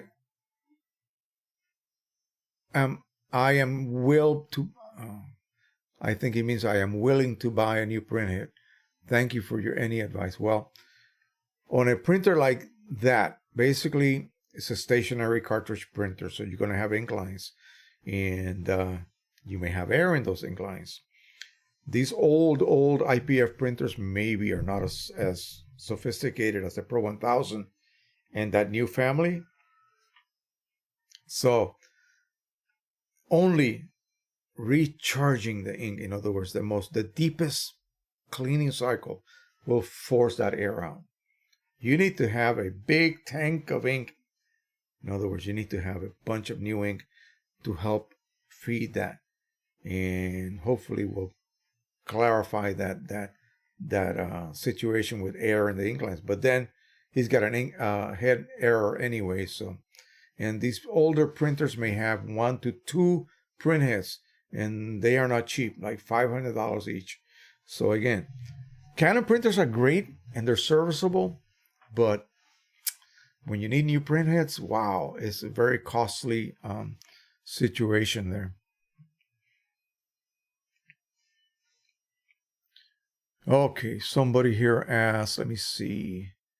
Again, I'm trying to begin to use the current, they used to call it Studio Beta, but now it's going to be the new studio that they're going to bestow on us, force us to use in the next year. Again, things are not even displaying correctly. Thumbnails are blocking the text, and oh my gosh.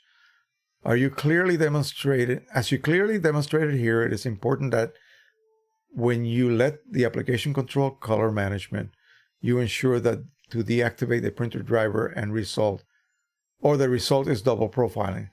I'm betting many newcomers testing out ICC profiles on third-party papers for the first time forget to do this. Yes, of course. That was Dunny Monster, and he's one of our very, very senior members of the channel here. And yeah, that's it. That's what I went through. I had no clue the relationship between even what the heck an ICC profile was at all back then. I had no clue whatsoever.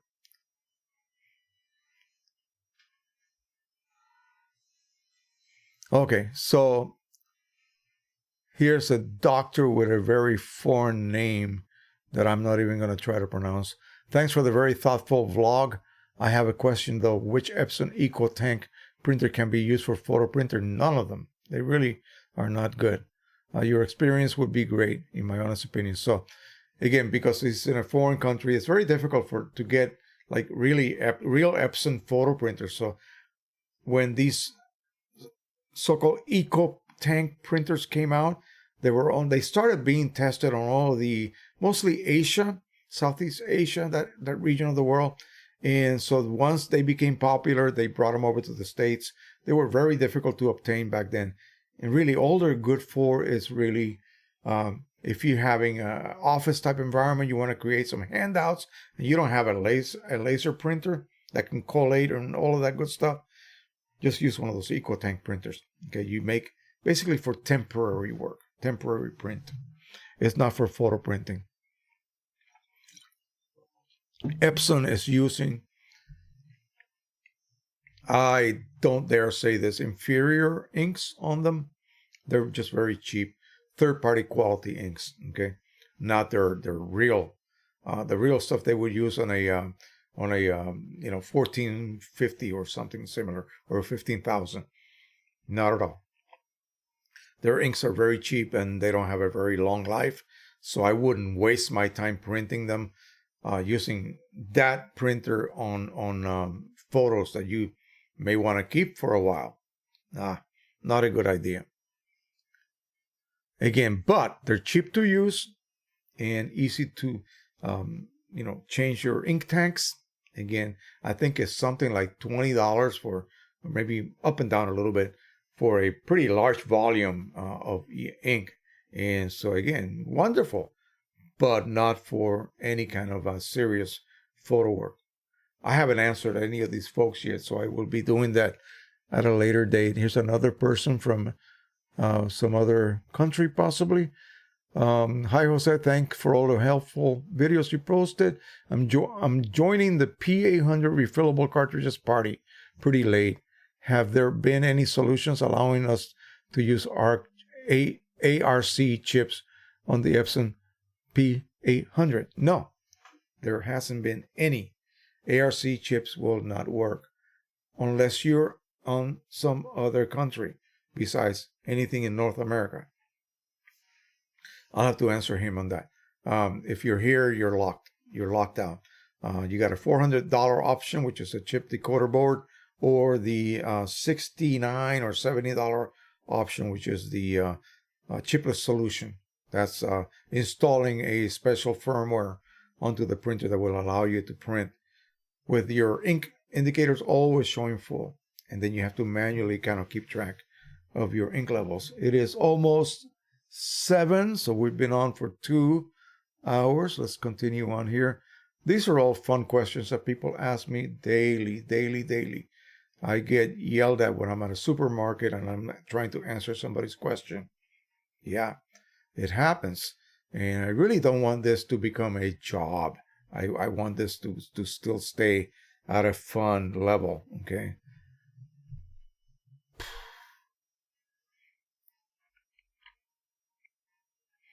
Let's see what else we have here.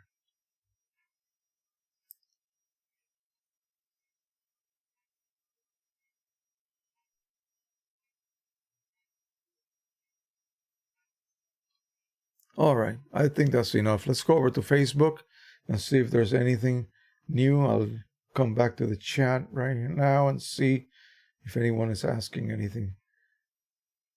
I'm using Photoshop Elements 115. Steve Bloom. I think, Steve, were you the one that was trying to print the canvas?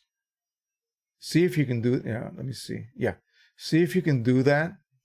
If you can create some sort of, I know that regular Photoshop allows you to create, you know, maybe a layer that you can then fit that image to, and then put it on top of the 13 by 19, and then print that way. The last time I used Photoshop Elements was probably 5 or 6 years ago. Charles says everything is normal now for Bruggen, so that's great. I am going to continue using this older form of the chat until it absolutely makes me go over to the new. I hope they fix that. I really don't know what I did wrong. Who knows? I did it the same way I've always done it.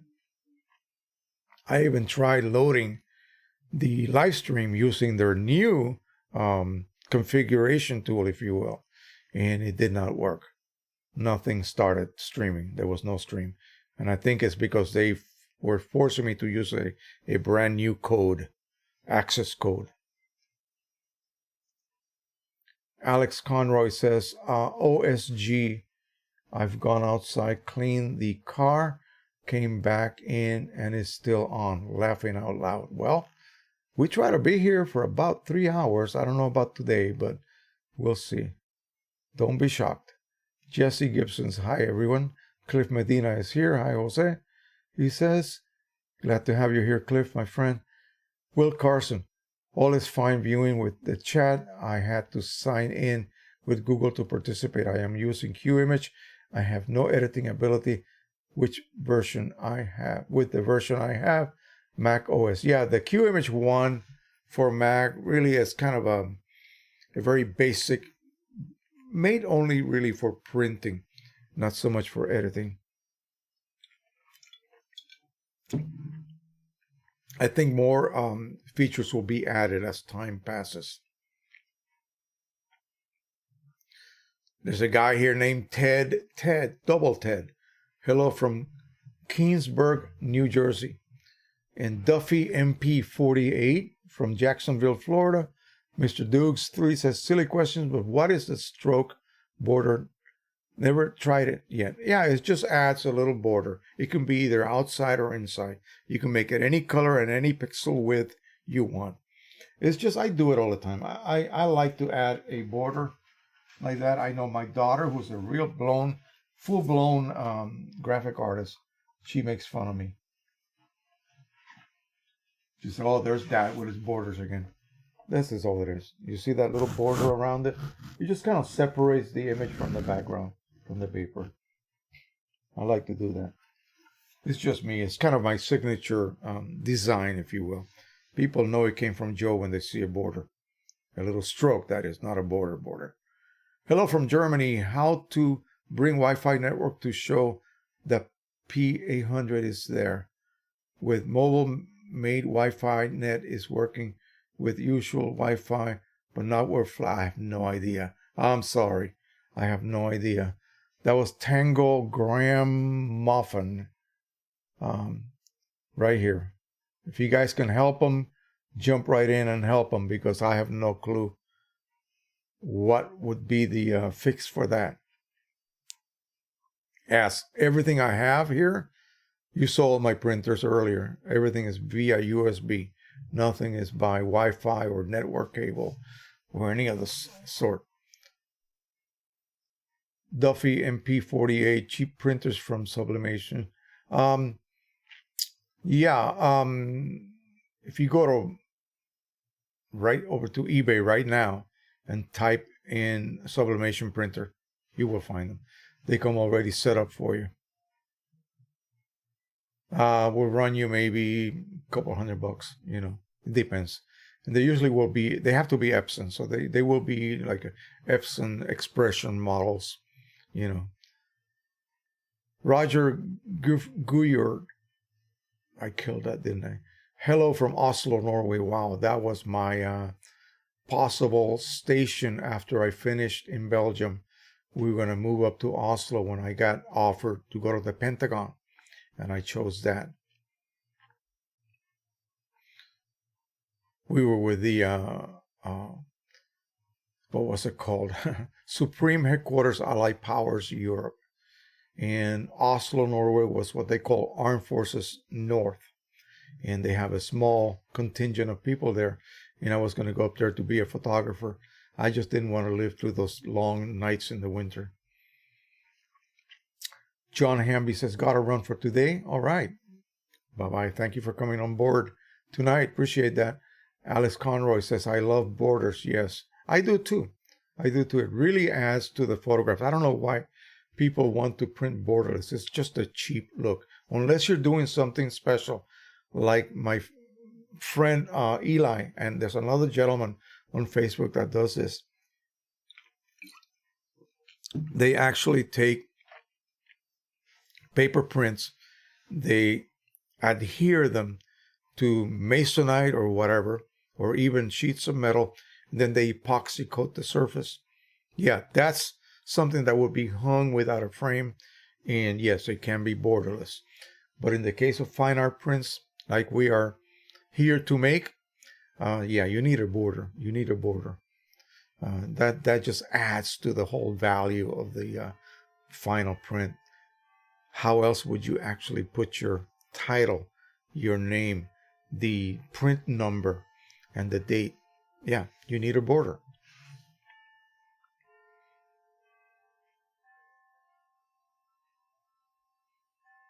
We have Marsh Mish from Manchester, UK.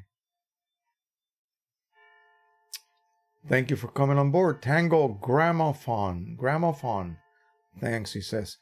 Mr. Dukes 3, can't wait to try it now. Alex Conroy, are there any limitations of the Pro 100 printing over Wi-Fi? Well, it depends on your Wi-Fi. I've had problems a while back when I had the R3000 on Wi-Fi, and it was just deadly slow. I mean, it just, as soon as I USB plugged it, prints normal speed.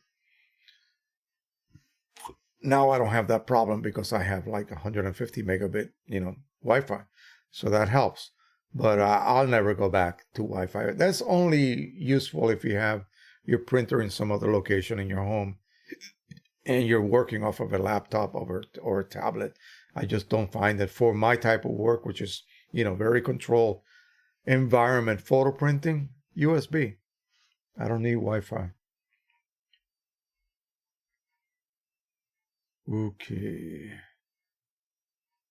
Epson 1500W makes a great die sub printer. Yes, a lot of these Epson printers that can be used with refillable cartridges will make good sublimation printers. Tango says, I like your videos a lot, so here in Germany I bought a P800 and do not regret it. Well, you're lucky. Being in Germany, your P800 is not locked. You can use freely refillable cart systems on them in whatever ink you choose to use. Alex Conroy says, so it's mostly a speed thing? Yes, that's what it is, man. All right, let's go to Facebook, I want to show you guys something really cool. I hope I can find it here. Scroll down. I saw it earlier. Oh, by the way, this is some kind of video about the some lawsuit or whatever against Epson for, supposedly locking printers the minute it detects that you're not using Epson inks. Baloney. They lock them from the very beginning, not, after the fact. I don't know what printer models they're talking about. Here we go. I want you guys to see this. Isn't that cool? Look at that. Check it out. It's really kind of a weird artistic look. Huh? Well, if you did not see that, what it really is, let me see here. Here's another version. Let's go to the comments. This is what it's supposed to look like. Okay? What caused that problem? Printing on the wrong side. You see that? That's what happens when you print on the wrong side of resin coated paper. So the back of the paper is coated just as is the front. And the reason they do that is to allow you to instantly print, just like in the lab days when we were doing wet prints. The original papers were fiber-based, and they did not have any of this resin coated. And one of the chemicals, the clearing agent, the hypo they call it, the one that would dissolve away any of the non-reduced silver halides and only leave the metallic silver that is the result of reduction, you couldn't wash that chemical out of the fibers. I don't care how long you wash it, in wasting hundreds of gallons of water in a washer, a tumbler, trying to remove that hypo. Some of it will continue to stay behind. You had to go through some other chemical processes to remove that last few percentage points of hypo. Otherwise, your print will just simply fade. It will just fade within years. And so what happens? They introduced resin coated papers, okay? And the emulsion that was light sensitive was sitting right on top of that resin coated. So what did you have? You had an original paper-based type media coated with plastic on the top and on the bottom. And on top of that coating, you had your resin coated. On top of that coating, you had your light sensitive coating. So the hypo could never enter the paper fibers. It never came in contact with it because you didn't have to wash it for an hour. Continuous water. 5 minutes. That's it. The hypo would leave the emulsion instantly. Saved a ton of water. Great for the environment, but it looked really plasticky. It did not have that high quality look any longer. It looked like you printed on plastic, just like this. Listen to this. Sounds like plastic. So this is the same thing. Paper base, coated with resin on top and the bottom. So this is shiny. I don't know if you can see that. Indeed, it is shiny. You see that right there? There's a little bit of a highlight. That's the plastic coating. So this goes through the printer. The emulsion's on the top. It gets printed and pretty much instantly dries. If this was a regular fiber-based rag paper or rag paper without any kind of resin coating, you better lay that print on the surface to dry fully before you start handling it, because you might mar the surface, okay? Not this stuff. If you print in the back, it's like printing with a water-based ink on an oil surface. And this is the result you get. Kind of cool. I kind of like it. If you could let that dry and then scan it and then, print it again properly, that would be kind of cool. I would love to have a filter that would allow you to turn an image into something like that. But again, this is just a total accident. And it happens when you are not careful, figuring out which is the printable surface and which is not. So with this type of paper, even though they're coated in plastic in the back, just lick your fingers like this and hold it. Pinch, let go. Only the printable surface will stick to your finger. Let's do that again. Let's flip it over. Pinch, let go. See that? Only the printable surface will stick to your finger. Again, and you do that and then orient all of your paper. If you find it difficult to tell which is the correct surface, and some matte artsy type papers, you find it very difficult to know which is the proper side. It looks identical. Do that little test. Only the coated surface will stick to your finger. Now, if it's a dual coated paper, and you can print on both sides. I believe the Rock River or River Rock, whatever it was from paper that I tested from Breathing Colors, that paper could be printed on either side. So again, cool result and total accident. And, I've had it happen to me. In some cases, in this particular case, she looks that guitarist looks pretty cool, if you ask me. But that's simply, like I said, printing on the wrong side. That immediately became apparent. So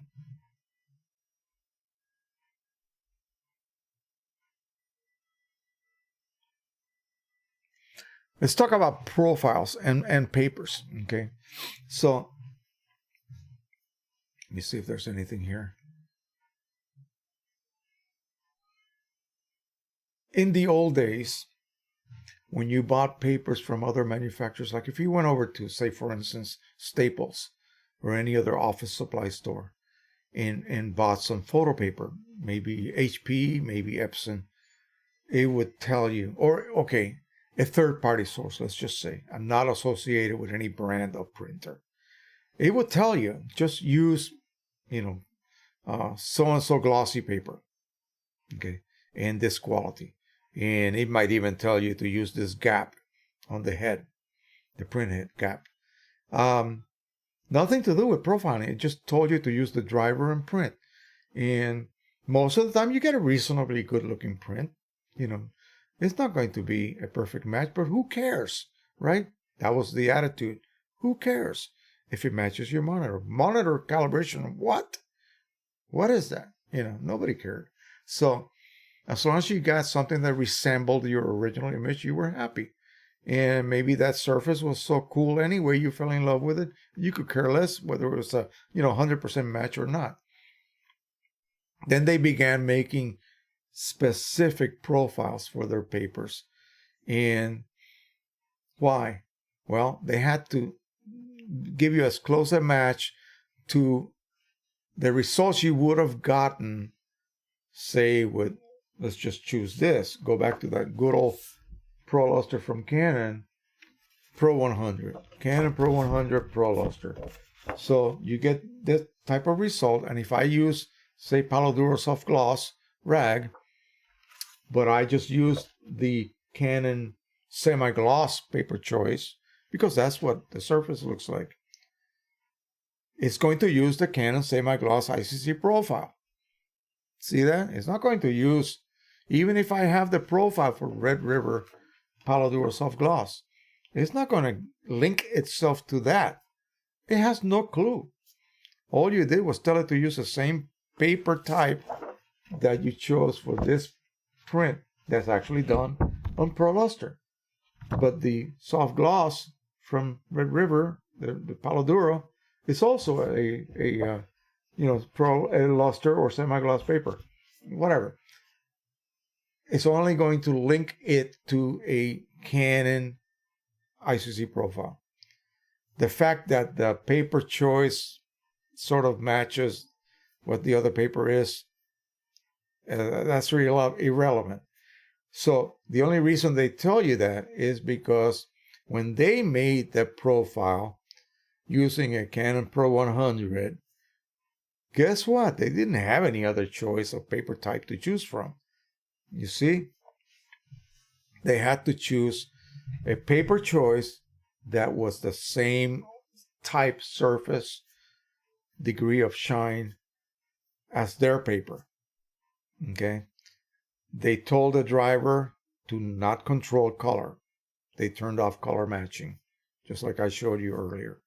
Then they printed all of those charts. They dried them and they scanned them. Okay.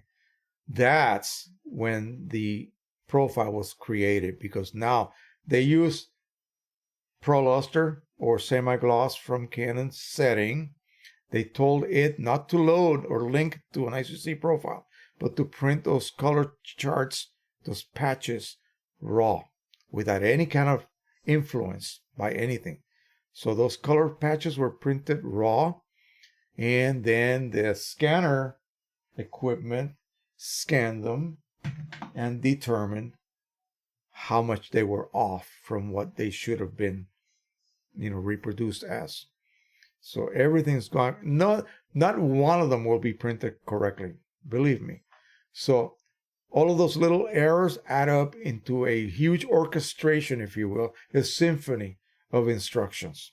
Okay, that's your profile. That profile is only specific to Red River Palo Duro Soft Gloss Rag, Pro 100, and whatever inks were used for the creation of that profile.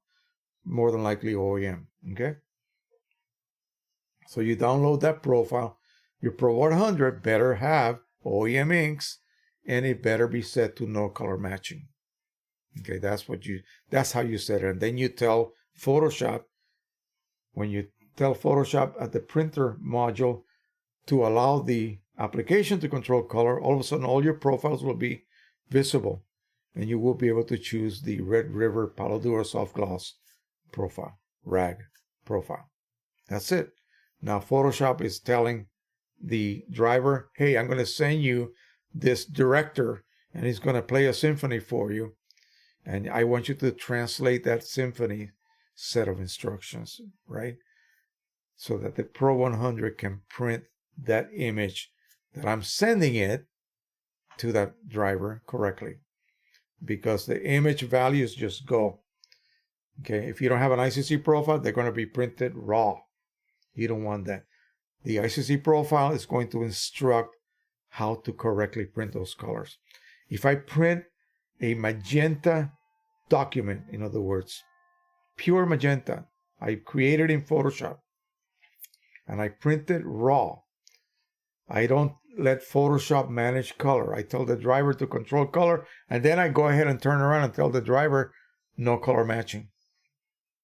It's going to be printed raw. Okay, it will not resemble magenta. It will not.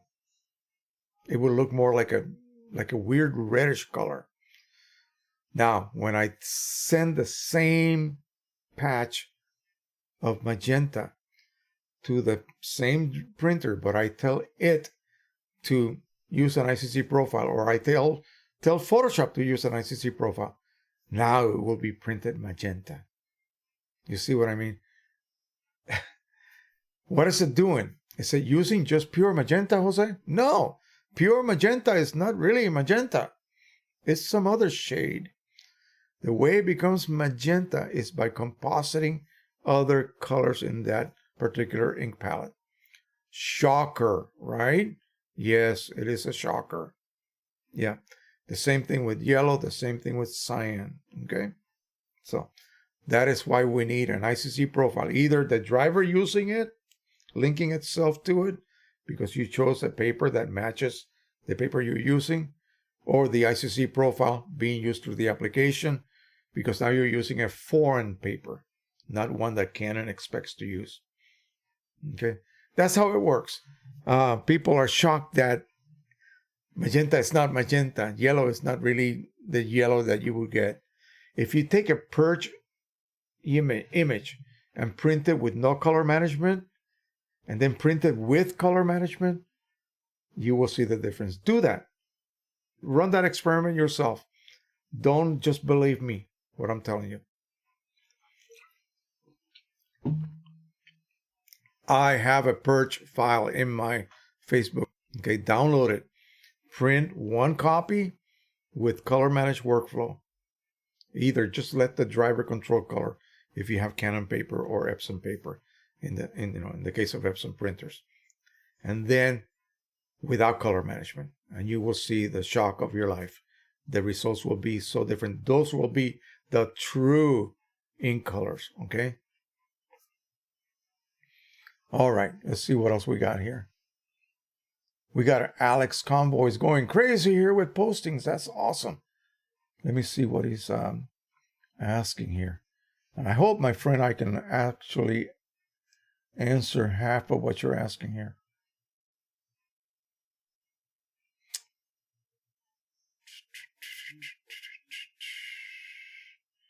All right. He asks, Duffy MP48 said, 33 years in the Air Force. Thank you for your service. Hey, thank you for your service, man. I only did 22, so you got me beat there. I hope you're enjoying your retirement. I sure am. It sure helps a lot. I just hate when somebody calls me a moocher. What do you mean, a moocher? Did you spend 22 years of your life in the military? I don't think so. That's not for you, of course. You did 33. But, others that call us the retired military moochers, I just don't get it. I have to pay for insurance, just like anybody else. I just get to go to a military hospital for my care. But I do have TRICARE, so that's not free unless you're my age. You can choose to do the TRICARE for life and all of that. That's free, but you get very, very low priority. So I choose to pay a premium. All right, enough of that political stuff. Okie dokie. Has anyone tried printing transparencies with a Pro 100? That's something that I have never done. And again, one of these days, I'll just have to try it and see how that works. I know that you have to sort of increase the density. So you're not going to be viewing it this way, by reflective light. You're going to be viewing it by transmitted light. It's like a monitor. So your colors, if you view that transparency in this manner, it's going to look dark. That would be the correct way. It's going to look darker than you normally would like to have. But you're going to be looking at it this way through transmitted light. And then it will just look brilliant. Just like your monitor looks a lot more brilliant than a print does. That will be the result. I have never tried it though. You want to see the, did you not see the wet finger trick? Mr. Dukes? Lick your finger. Here's the front. Here's the back. Grab. Let go. You see that? Only the emulsion side will stick to your finger. That way you will know how to orient your paper onto your printer's feed tray.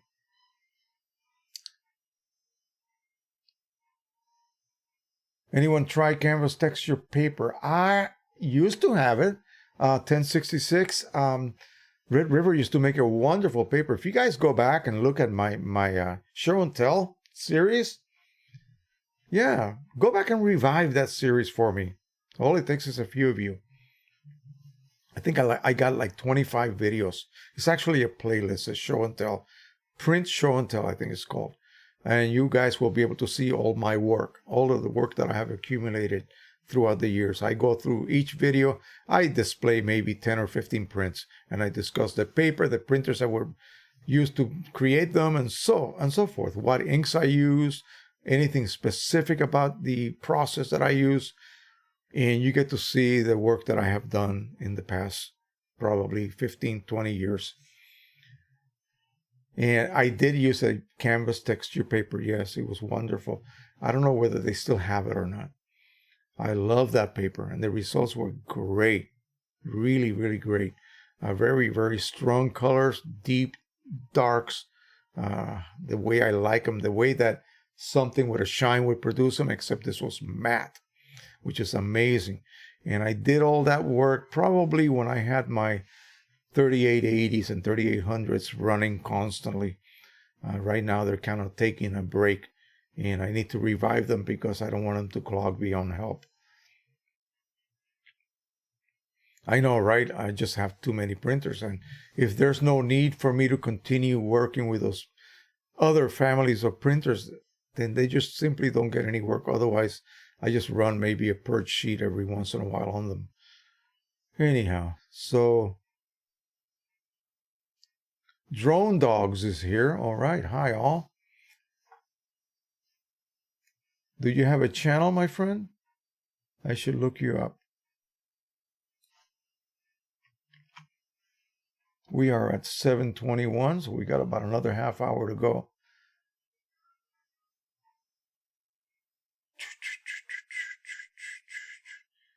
Alex says, 1066 says, Alex Conroy, I tried the cheap stuff, but the texture was so fine you couldn't really notice. Yeah, Red River used to make a canvas paper. It literally had a weave on it. I mean, physically, you could see it.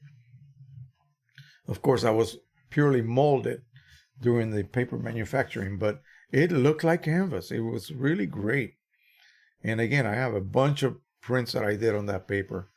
I think I went through 50 sheets of this stuff, 13 by 19.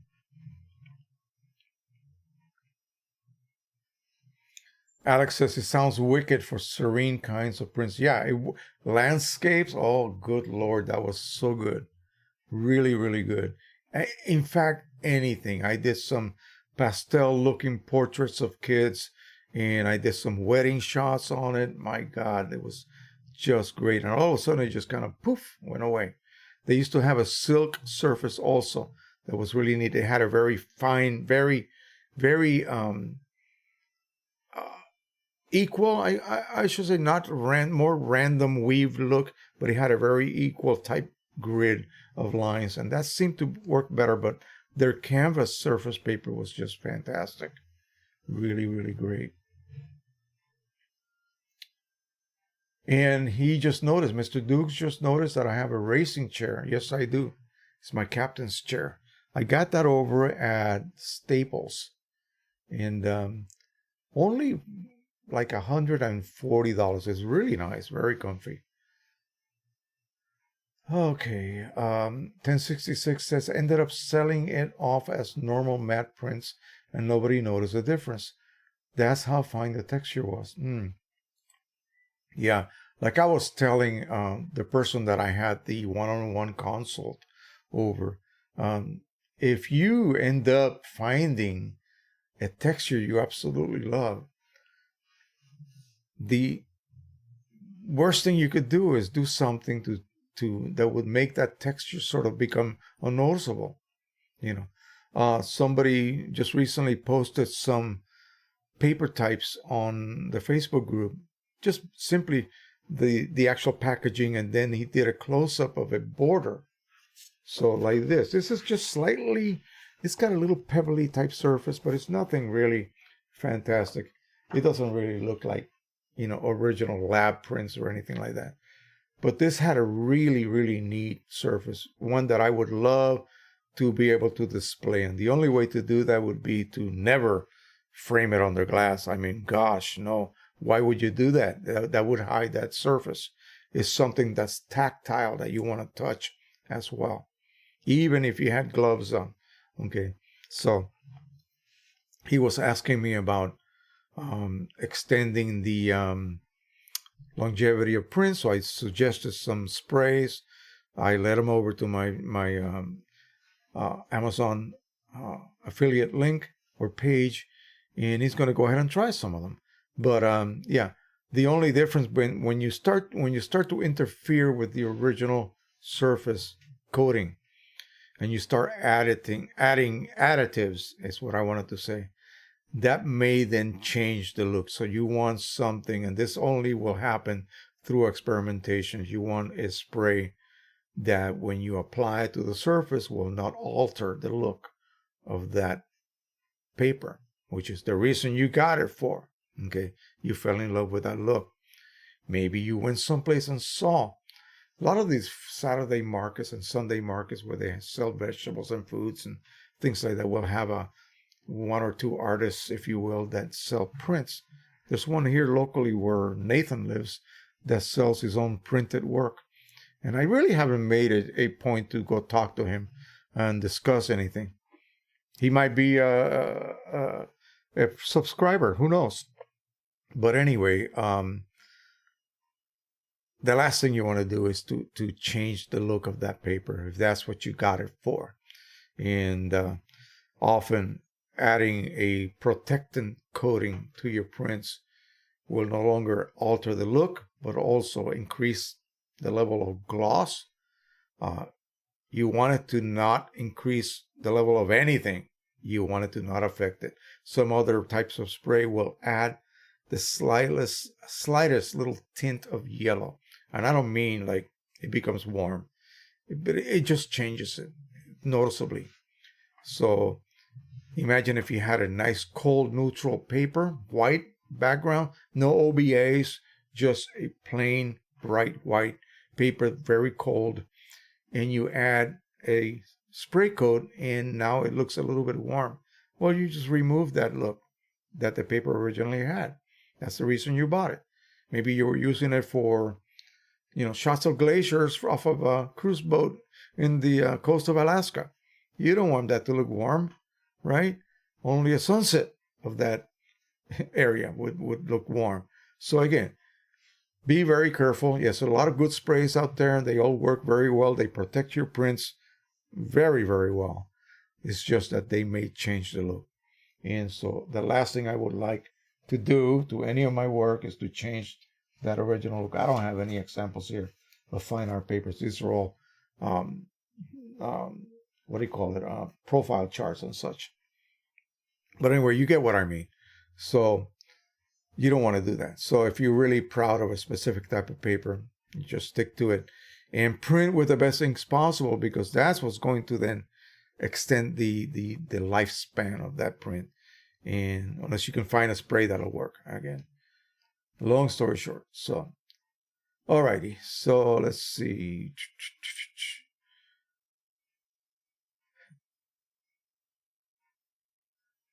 Alex Conroy says, I'm quite new to all of this printing stuff. So I just got a Pro 100. Well, we all start somewhere. I mean, I started photography when I was 11 years old. I'm 70. So that kind of gives you a little background. I think I talked about that last week. I just thought it was fascinating. And so I sort of immersed myself my whole life into this field. And now I'm retired and happily living our life with my wife, my grandson, my kids. They're all here. So it's the best of all worlds, So, and I'm able to do this every Saturday night and make a video or two every once in a while to keep you guys happy.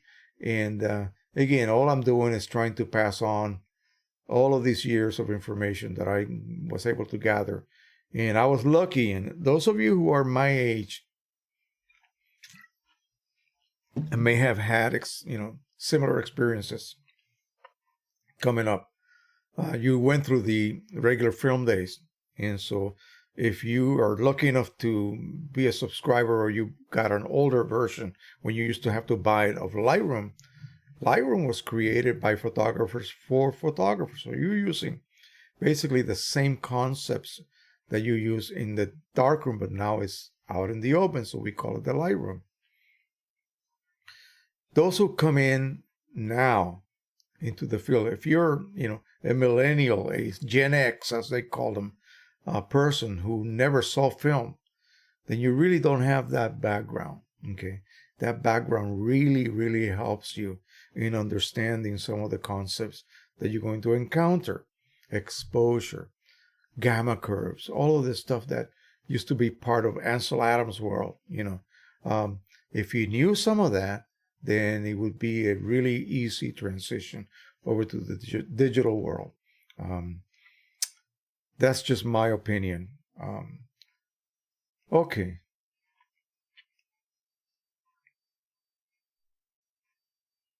With dye inks, you won't get the longevity of third party, unfortunately. Yes, of course. That was 1066 internet. So you have to do something. You have to do something to increase the lifespan. With this is done on ProLuster, and ProLuster is a microporous coating. That means that anything in the air can enter it. They can't get past this. This is plastic. Okay. They can't get past the under layer of plastic that lives under this inkjet receptive coating. But this coating is microporous. That means that the ink that puddled on top of it, see, it cannot sink through the paper fibers, right? So it's going to just sit there. It has to dry instantly. So they have made this microporous surface to expedite that drying process. Guess what can get in? Ozone. Ozone enters like a thief in the night. Okay, it can actually affect the inks. Third-party inks, they're all going to be more organic in nature than synthetic ones, which are much more expensive. You don't want to pay for those. That's why you choose third-party inks. Your OEM inks are synthetic. Okay, they cost more. Sure, all of the development is done now. By the time they make them available, they spent all the money already. So now they got to recoup that. You know how they do that, right? By charging you an arm and a leg. So the only way to make this last longer is to spray it. And you need to find a spray that will, not affect the surface too much. If it's just a cheap luster paper and it makes it a little glossier, I don't care. I could care less. I know now my print is correctly protected. I have two upstairs. One is OEM, and one is Precision Colors Signature Edition. Gosh, we haven't even mentioned Precision Colors tonight, have we? Amazing, right? They are sitting up there now for about 3/4 of a year, okay? And neither one has faded. I don't expect the OEM to fade yet. So if neither one has faded, that means that the other ink, the third-party ink, must be performing pretty well. Or I have the perfect environment here. It's got to be one or the other. So we'll see when it comes to next summer. We'll figure out what amount of fading, if any. They'll be there for one whole year. And I will go ahead and then print a new one. And we'll compare it to the ones that have sat there for a year. And again, unprotected, not sprayed, no glass, no nothing. Just taped them to the wall.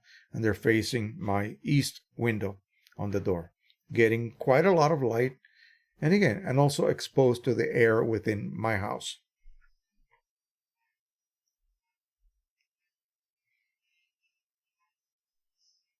Alex says, I basically want to make negatives for cyanotype printing. Wow. Okay, that's a really interesting process. I've seen many videos on that myself. Tango had a couple of messages he retracted, so maybe he's going to rewrite what he would like to say. Drone Dog says, thanks for the drone edit videos. Love them. Thank you. Appreciate that. I hope that wasn't too long. It was a whole hour. And again, I wanted it to be real time and just basically take you through what I go through, okay, to edit those videos for the best so-called cinematic effect. I throw away 80% of the footage. I really did. And it was useless. And I really scratched my head as to why people include that in their videos. I guess I'm cut from a different, you know what I mean. Alex Conroy says 100% tuning in every week now. Okay. Hey, we're here every week unless something happens, And sometimes we'll maybe switch over to a Sunday evening. If that's the case, we'll let you guys know long before that occurs. That may happen next week. I don't know yet. We're going to go to a sort of a brass Christmas type concert at a University of Maryland here nearby. One of the churches is having this concert. And if my son reneges on taking my wife, then I will go ahead and cancel Saturday nights. That'll be the next one. And then move it over to Sunday. Maybe Sunday earlier in the afternoon. Lee Scott says, thank you for sharing your wealth of printer information. Question. When going on vacation for 2 weeks, how do I store my Pro 100 for the duration? I don't think you have to worry about that. Yeah, not at all. 2 weeks is nothing. It'll be fine. When you come back, it'll just power it back on. it will run a cleaning cycle, run an nozzle check. If that's fine, then you're good to go. Where you have problems is months, okay, months of non-use. Right now, my Pro 100 has been sitting for at least that long, and I'm sure when I crank it back on, it will be perfectly fine. This is a slow part of the year, folks, and I know that I'm a stickler for exercising your printers, but when you have 13 puppies to take care of, yeah, it's a little bit hard, especially when you're an active type person, like my wife and I are. We're involved in too many things, and when I come back home, I'm too tired to come down here. I'll just sit on my chair and watch some TV with her, eat some dinner or whatever, so I don't often do what I preach. I'm guilty of that myself, but I know what I'm doing wrong many times, and I try to fix that when I get a chance. But again, I can only pass out information to you guys so that you guys don't make mistakes. All right. Tango says, for another time, I did not yet manage to bring the software on PC or Apple to use. The paper roll unit on the P800 is not visible as an option yet. It should be. Yeah, it should be. The driver should contain let me show you. I'm not going to talk about it. I'm going to show you.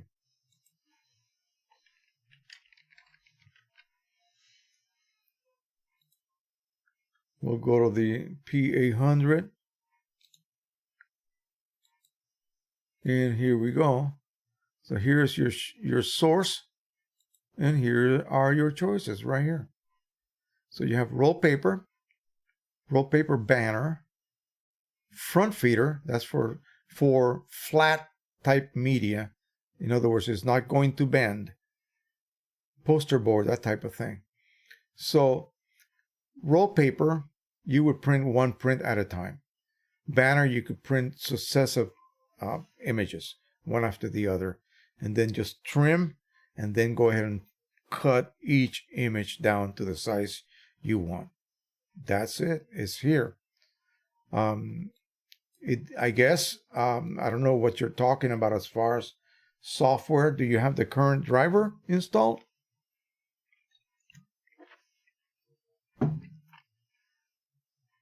Yeah, it's a bit early for a Christmas concert, but have you seen the stores lately? It's like, what happened to Thanksgiving?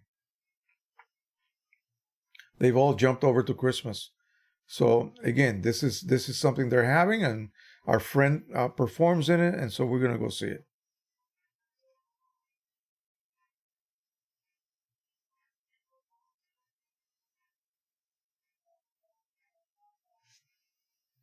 Let's see.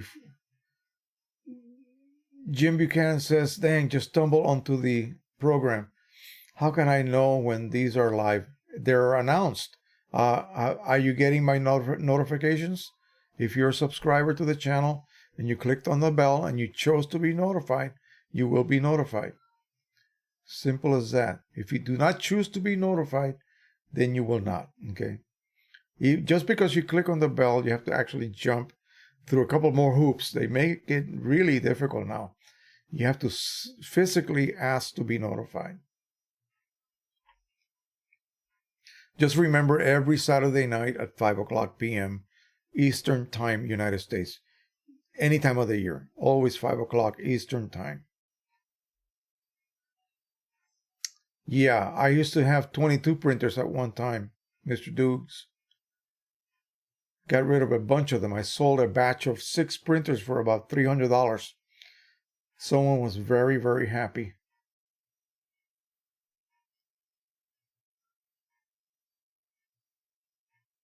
Let's see.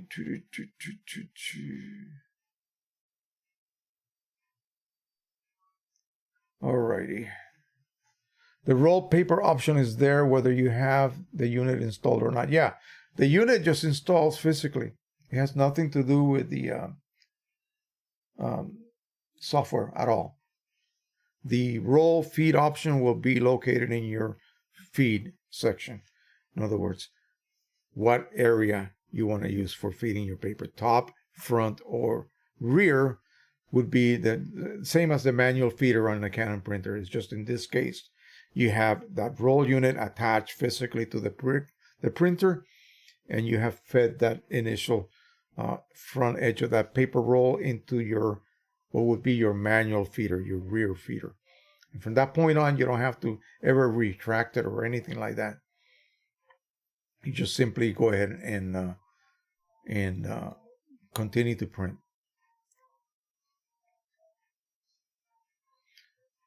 Tango says, thanks a lot. I will have a look there. Please, your Facebook account or website for a small donation. Well, you can go to the channel main page. Let's go ahead and go there. And again, I thank you guys whenever you super chat, but keep in mind that the platform, meaning you know who, keeps 30% off the top. So by using the PayPal button on my channel page, we get most of the donation. Okay.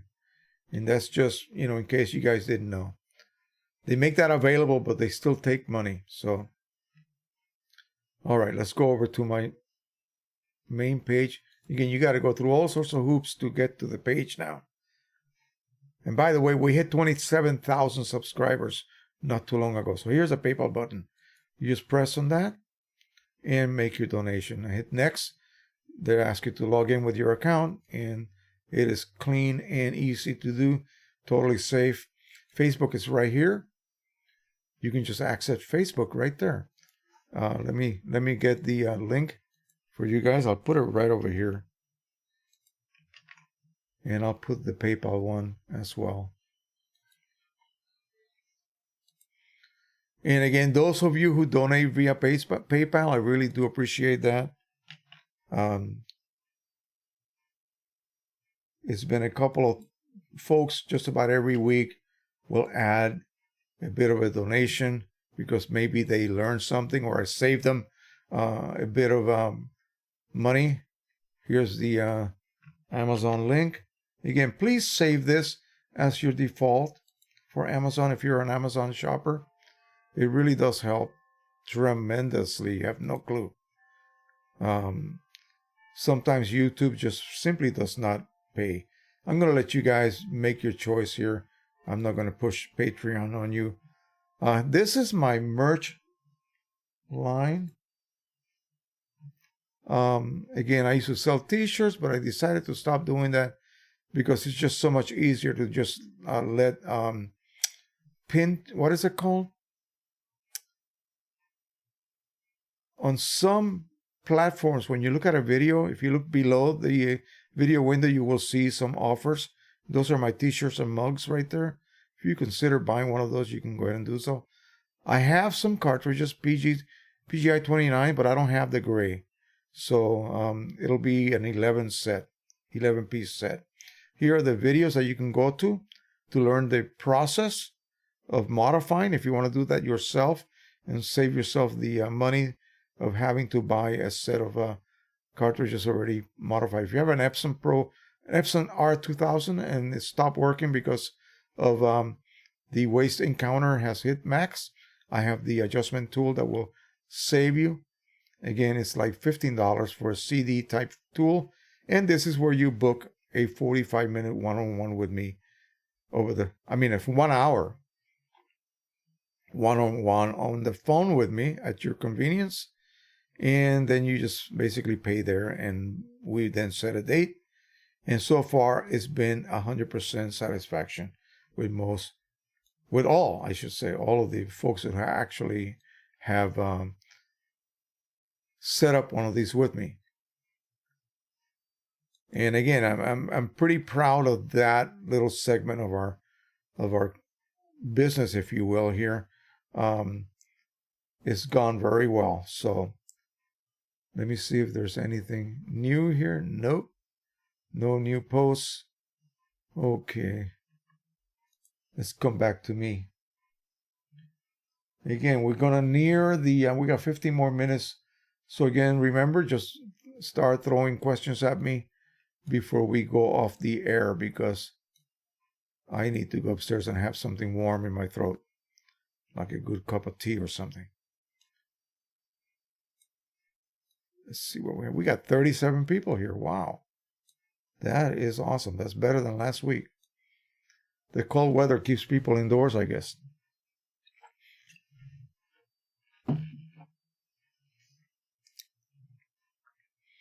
Alrighty. Tango says 1066 to 1066 internet. Yes, I will look. Had years long a Linux laptop and had to switch now to Apple or Microsoft. So I did not know what you can click on the printer. It's okay. So that's where you come from. No wonder. Okay, that makes sense. Yeah.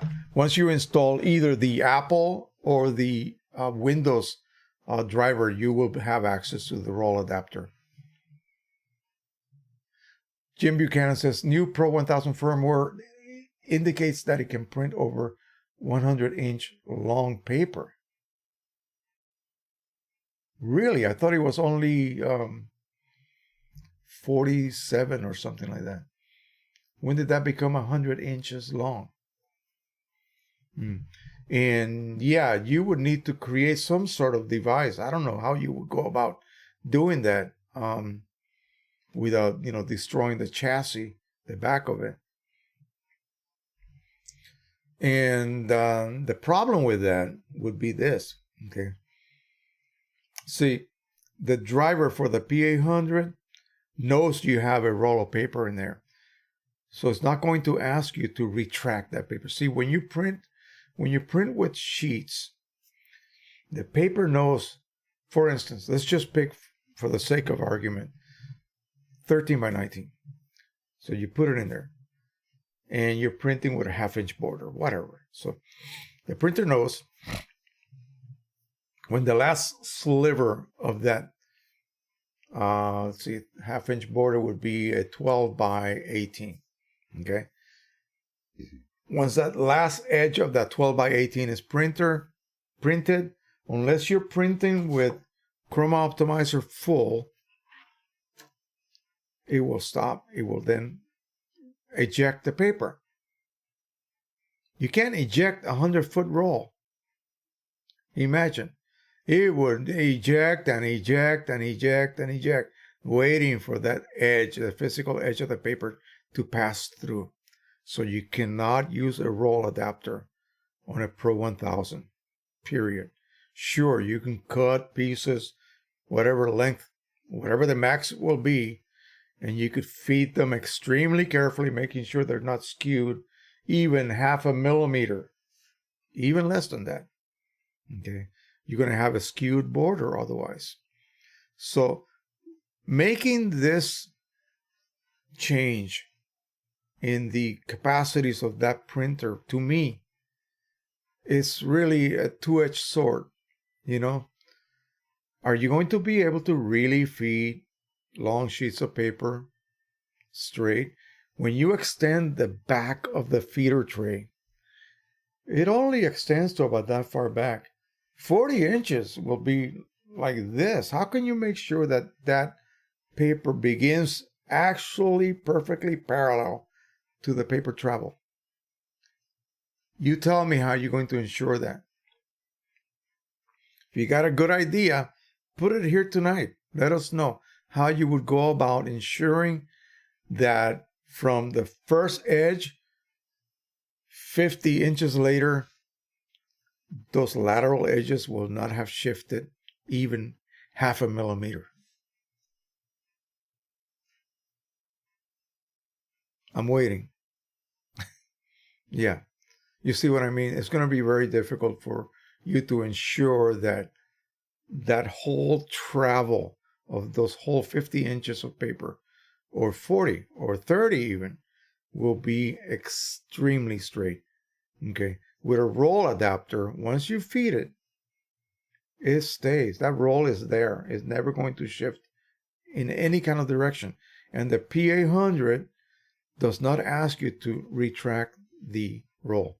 It's always going to be kept loaded Okay, whether you use banner mode or not. Okay, it's always going to be kept loaded. You print, if you don't use banner mode, you can just print your image. You're going to get a message on your LCD. You hit cut. It's going to print a cut line. It's going to advance it like 8 inches. Then you're going to see the cut line. You're going to cut that off. I have videos showing you exactly how to do that. Okay, go back and search for them. P800 playlists. Look through that. You'll see what I'm talking about. You cut it physically, you remove it, and then you go, I'm done. Click the button again. Click the LCD, and it will retract itself back, but not out. It will just retract and still have about an inch protruding past the platen. It's ready for the next print job. The alignment remains constant. That's what a real roll adapter does. Okay, something that you would add to a Pro 1000, you would have to then rewrite the driver so that it knows, oh, now I have to treat this a little bit different. I don't need to eject 100 feet of paper to know that the print is done. That's what happens with manual sheets, with manually loaded sheets of paper. You have to tell the printer, hey, I'm going to make something that's 17 by 42 inches long. And I'm going to give myself a couple of inches leading and a couple of inches trailing. So you have to create a custom paper that size. And then you lay out your image to fit maybe center within that leading edge and trailing edge. Send it through and hope to God that it's kept straight. That would be the only way. That's the only way I can think you will be able to do that. Sure, they give you that ability. What's your whistle, if you will. Now you're frothing at the mouth, wondering, oh man, I'm going to be able to do this finally with a Pro 1000. I don't need to buy a Pro 2000. Good luck. Yeah. I mean, I'm going to try it. I'm going to go ahead and install that driver. And I'm going to do what I need to do. I got lots of rolls of paper, so I can mess around till the cows come home and see if I can come up with a technique that will allow me to then consistently feed longish sheets of paper without any kind of skewing taking place. Yeah, so that's coming. Okay, that's definitely coming. We got 42 people here tonight. Wow, what happened? Are they late? I think they're late. We're about to go off the air in about 5 more minutes. Let's see. Did you say Google takes 30%? Yes, that's what I said. Yep. Roger Guyord, I can't say that. Guyord. Hi, Jose. Thanks for lots of helpful info. Can you please give some advice on when to change ink cartridges in the Canon Pro 1000 after it starts warning the low levels? You wait until it's empty. Okay. Do I have one here? No, I put it back. You wait until it's empty. These cartridges, unlike Epson ones, OEM regardless, Epsons will always have ink left in them and that you basically throw out. The Canon Pro 1000 cartridges, you use them until they're declared empty. When it's declared empty, it will stop printing. It will tell you, hey, you're out of ink. Okay. And if you want to, you can continue printing, but that's at your own risk.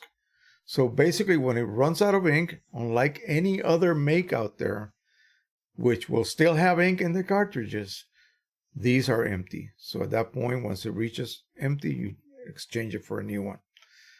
Your low ink warning will kick in about, I would say, and this I did a little bit of testing by weighing cartridges. When it reaches about 18 ml left total, it will trigger that low ink warning, something around that figure. And again, it'll just continue to print until it reaches empty.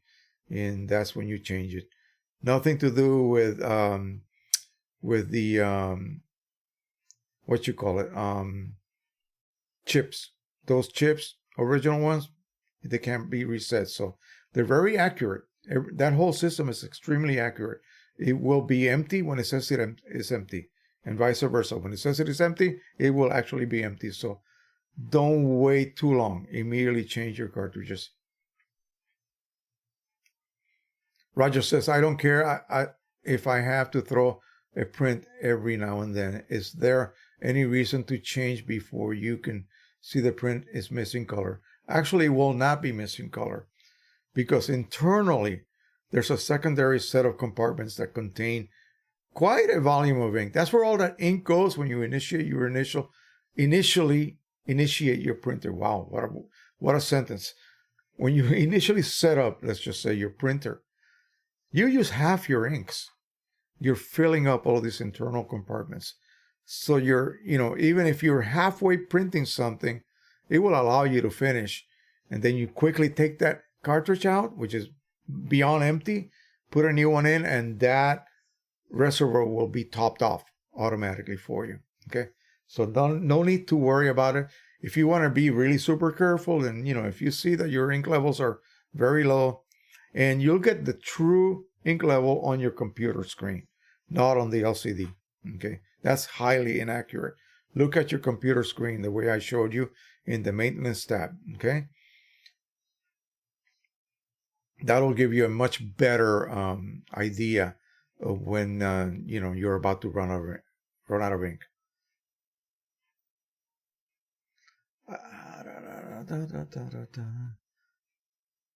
Mr. Doug says, wow, I did not know that. And Quest with double T says, wow. Drone Dog says, wow, 20,000. Actually, no, it's 27,000. Yeah, we're moving up. 27,000 and a few. Jim Buchanan says, I think I got that mixed up. New length is 120 centimeters. That is 47 inches, as you said. Yeah. Alex Conroy, 100% correct. I also have a Design Jet 542-inch printer. Wow, okay. That's a HP, right? Cooley Priestley, first timer. All right, welcome. Quest says, can the Pro 100 and 1000 take satin paper? Absolutely. Yes. Pro 1000 can print on just about anything. Any kind of inkjet paper, Jason says, hi, Jose, should I update my firmware to 2.011 from 2.001? What printer are we talking about? What printer are we talking about? Okay. Jason, sorry, Pro 100. Okay. Are you using OEM inks? I really cannot tell you what the effects of that update would be. Do a little research to find out what are the changes that or what is that update addressing. In other words, is that an improvement on something that is really that you can't live without? You know what I mean? So if you don't really need it, don't update just for the sake of updating. My firmware on the Pro 1000 is ancient by comparison to today's firmware. And I still really have to think about, hey, do I really need to update? Don't update just because something is available, okay? That happens in the drone world as well. There's a lot of firmware that operates these drones, and sometimes they cause more harm than good updating. So you have to wait until other folks have done it, who are in the same category as you. In other words, they updated to 2.001 and were using third-party inks, and no problem. They still can reset their cartridges. Then go ahead and do so. Okay. But if you are using OEM, then by all means update. Very seldom does something bad happen with firmware if you are using OEM ink. The only bad things occur when you're using third-party inks, and you're no longer able to reset your chips, or you're no longer able to do something that you were used to doing. Maybe if you use auto reset chips, they're no longer going to reset. Something like that. That will be the reason not to update. Will the prophetic eclipses, will the Pro 1000 go on sale Black Friday or wait till Christmas? What's the lowest price that Canon will go with this printer? Well, It won't necessarily be Canon. It'll be the seller. I would go with something like B&H or Adorama Pix or any of those companies from New York and just see what they offer. Just check it out and see what they have. I would not physically go to a store. Good Lord, no. I bought mine, sadly, from a lady, a woman who lost her husband. And the Pro 1000 was still in box. And I bought it for something like $550. Brand spanking new. Yeah, still in box. And that's the only reason I have it. I mean, I wasn't going to ever be able to buy one for the retail of, $1,300. No way. We don't make that much money here, so, that wasn't going to be the case. Cooley Priestley says, is there a brand you would recommend for wide format printers? Funny you should ask. Canon and Epson, of course. Let me show you what I just got the other day. Then I'm going to show you something really cool about me, okay? Hope you guys are still hanging here. Print your legacy. So I got this brochure from Epson. It goes through a bunch of rather good-looking photographers. They're getting their portraits done, showing their work. But more importantly, they will cover, page by page, every single model of the Sure Color line. Let's see, 1, 2, 3, 4, 5, 6, 7, 8, 9.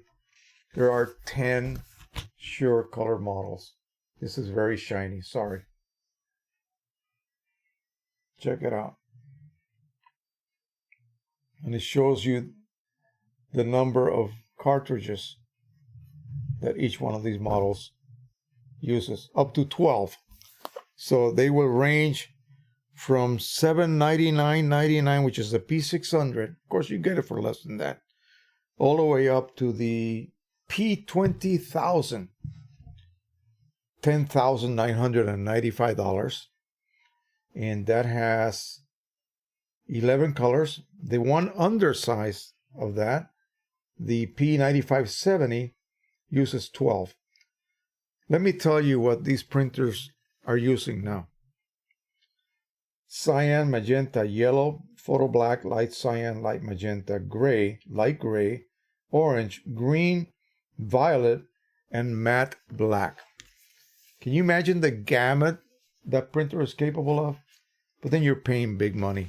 I mean, you're paying a huge amount of money. You better be into the production of fine art prints, studio quality prints, and do hundreds a week to be able to earn back that expense.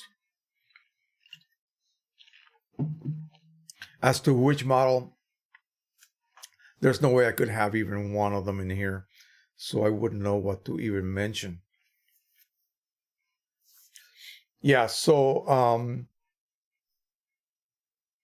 1066 says, how wide, Priestley? Again, 24, 44, 64. Yeah, I think those are the sizes that most of these printers come in. And with the Epson series, they have different configurations. It'll be the same width capacity with physical features that may be different from model to model and different inksets that they use. That one that I just mentioned has probably the widest gamut ever in a printer. Again, every color is covered. That violet really is like the blue on the Pro 1000, because optical blue is really more on the violet side, and what we call blue is really cyan. So as far as colors, inks, pigments, violet probably means blue in real life, but they call it violet. The gamut should be ridiculously huge on those. Adorama has a certified Canon seller, is a certified Canon seller, and will give you $300 rebate on Pro 1000 through the end of the year. There you go. Melvin Key says, hi, Jose, checking in late from Tomball, Texas. Prophetic eclipses, do you print on metallic paper? If yes, what brand is the best in your opinion? I have not really liked most metallic papers. I'll just be frank with you.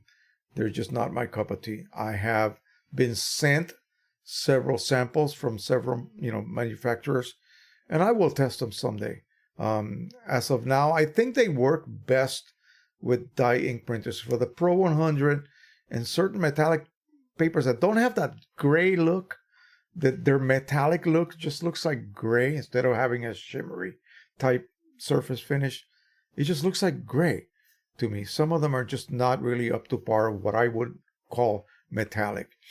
If I want true metallic, I will print on aluminum through the sublimation process, and that will be over there in the shop.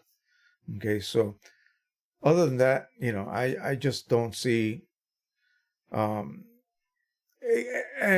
well, and then only certain images really look good on that metallic type surface, the paper. And they shouldn't even call some of those papers metallic anyway. All right, let me leave you with this. I'm going to show you something real quick. I hope I saved it. Let me see if I have it. I'm afraid I closed it, but I'll look it up again. Oh, here we go. I have it right here.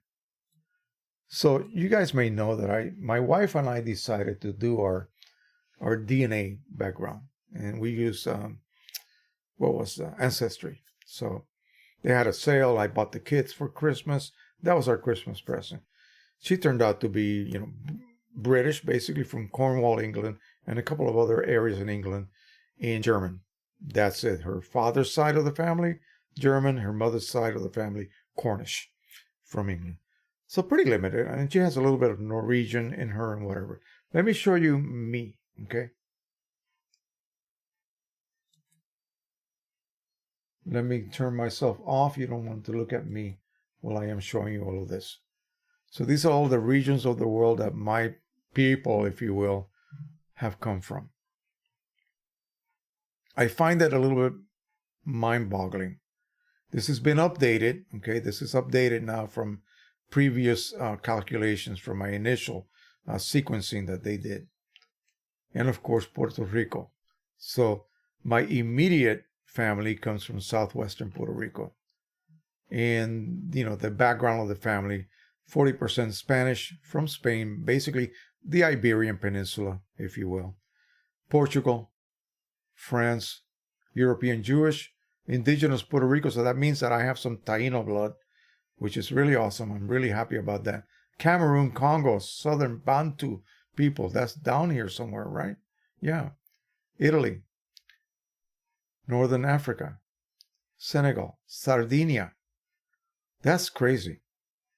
Indigenous Eastern South America, and Norwegian.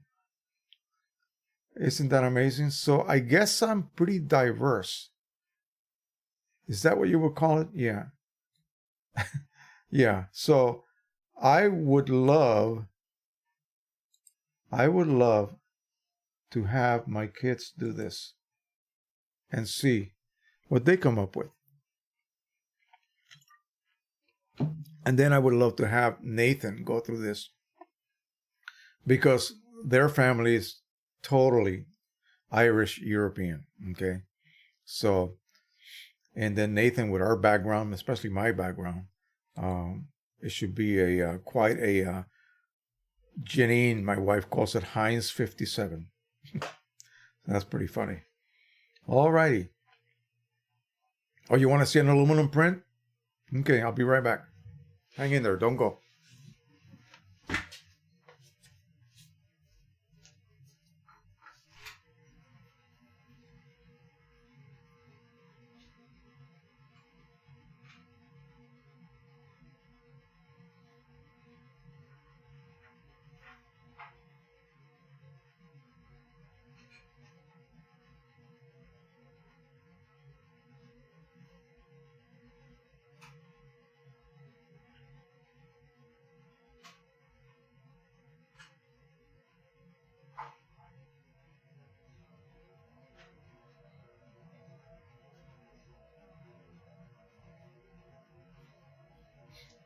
Okay. These are just the aluminum prints. I have prints on glass and other types of substrates that are a little bit off the wall, if you will. Let me move this out of the way. I hope you can see this without too much reflection, because it's, again, it's very, very glossy. So this is a sheet of aluminum, as you can see, right? An hourglass. The sands of time, right? Look at the gloss on that. You can see my screen directly on it. The saturation is just fantastic. I can't get that on paper. I cannot get this look on paper. This is an abstract that I did of a bunch of trees and the reflections on the pond. It's more like a swamp in front. And again, it is aluminum. You see that? This is done via the sublimation process. It's a totally different process. It's not done with, photo inks. It's done specifically with sublimation inks, special transfer paper. So you need to print your image basically reverse onto a special paper. And then this type of substrate is coated with polyester. Basically the clear coat they use on cars. It's a two-part type compound, and it will then cure on top of the plate. And you can sublimate too. Sublimation means going from a solid directly to a gas. Okay, so ice will become a gas without melting, basically. Here's one done on the other ones, by the way, were originally the stock is first coated with a white undercoat. So you end up with pure whites, not metal. This one here is uncoated. In other words, there is no white undercoat. This is basically a concert hall, and this is a super wide angle shot of this fantastic concert hall. This is not my image.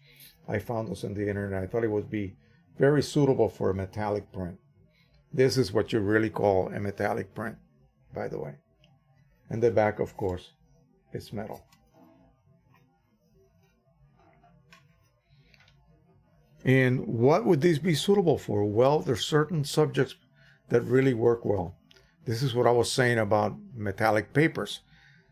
A portrait of a baby is not going to work on a metallic paper. Neither would it work on a real metal print.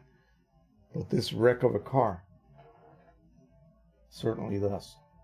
And again, there's no way that I can remove all of these reflections. I mean, I'm reflecting the monitor right on it. I may have one of these that is done.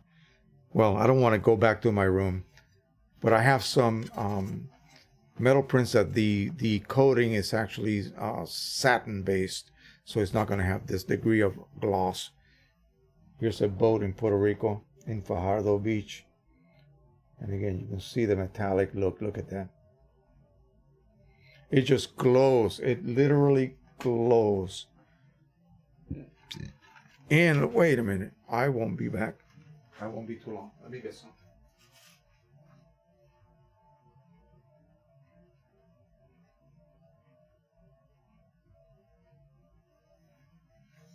You guys have seen my talking head type videos. You may have seen this in the background sitting on top of my Pro 1000.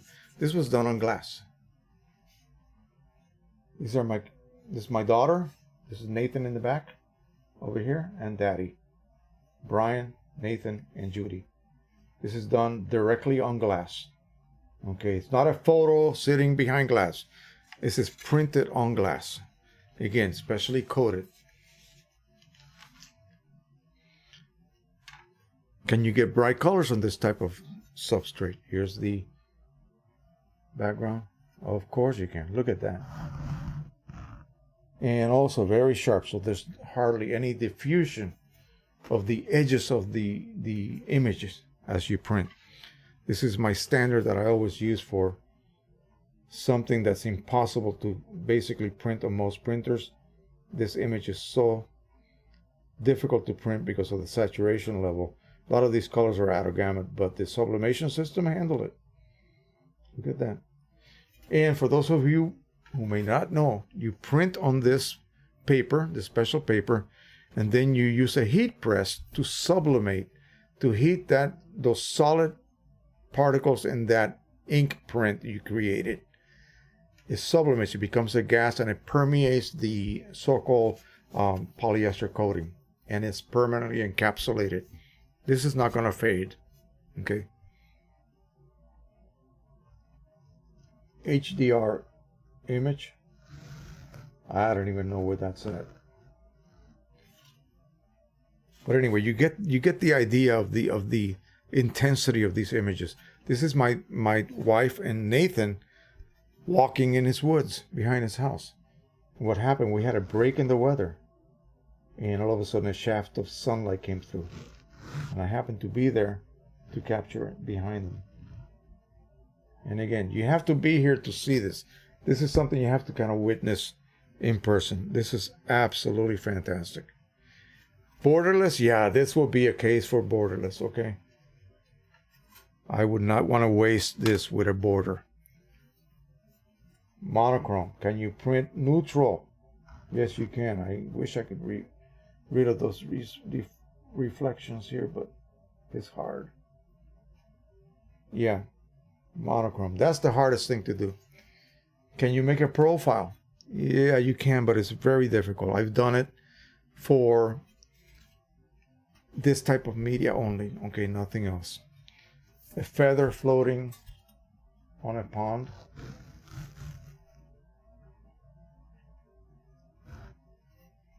Again, you see that it is aluminum. And the aluminum just has a clear coating on it. It doesn't have anything else. Everything takes place during the sublimation process when you're actually molecularly diffusing the dye or the ink in this case into that clear coat. Here you go.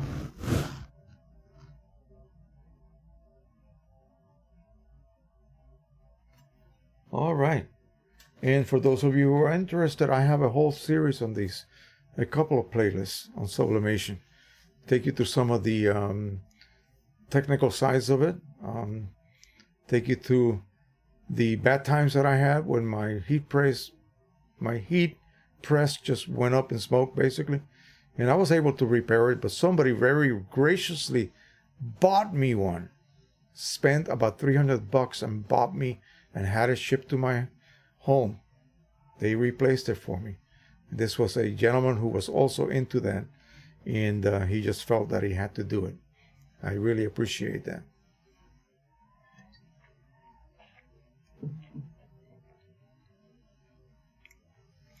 All right, so what you guys think of that?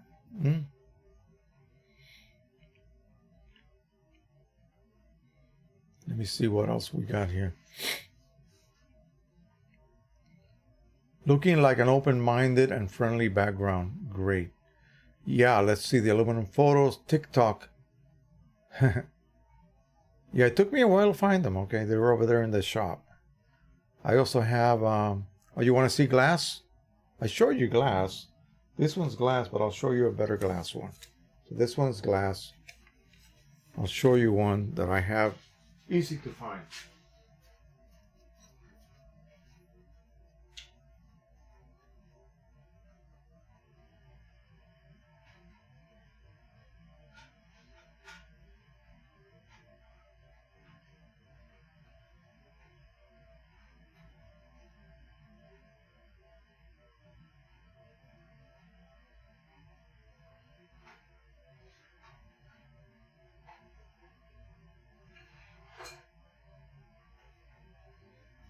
All right, I have a couple more variations here for you guys to see. I buy these canvas boards and I coat them. So this is just a regular canvas board you would buy at the local art shop. And once you coat them with the polyester coating, you can sublimate onto them. Here is a painterly rendition of an image. And I believe this might be in Italy somewhere. There you go. This is real canvas, the real deal. And then I spray it with a clear coat. And here is that satin type of aluminum. As you can see, the reflections are not quite as intense as the others. And in the back, I have some 3D printer hangers. So basically, you can hang this like this. These little buttons will keep it away from the wall. Right here, 1 and 2. And it will float. It'll be like a little floating mount. That will look fantastic on a wall, especially if it's big. Here's one made on glass. Again, that same boat. This is directly on glass. Now, this glass has been coated with the polyester coat first, and then overcoated with white. And that particular white coating allows the permeation, if you will, of the inks as they're being sublimated to go right through that and embed themselves in the polyester coat. Wow, it's really amazing the way that looks. Here is just another satin, and I buy these little cheap frames and I put everything in there. So here is some, I think it's a flower with some drops of water, macro shot. You can see how well that looks. And I have a bunch of this stuff. Here's my favorite.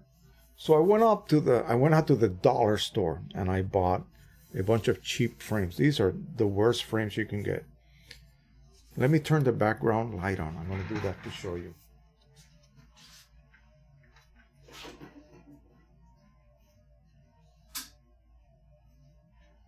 So this is just glass with the polyester coat in the back, and then a frosty type overcoat. Okay, so it's not quite opaque. You can see the back. This is what the back looks like. But I want you to look. You see my hand?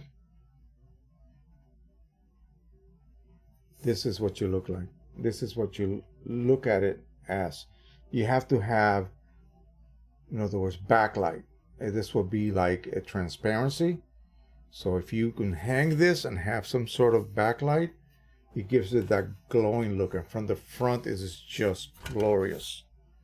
It is just fantastic. This is the same image I have on metal, I believe. So that is it. I have lots of work on ceramics, also ceramic tiles as well. Eraser board. I cut a bunch of pieces of masonite that's been coated with that erasable type white coat. Again, just coat those with the polyester coat and you're good to go.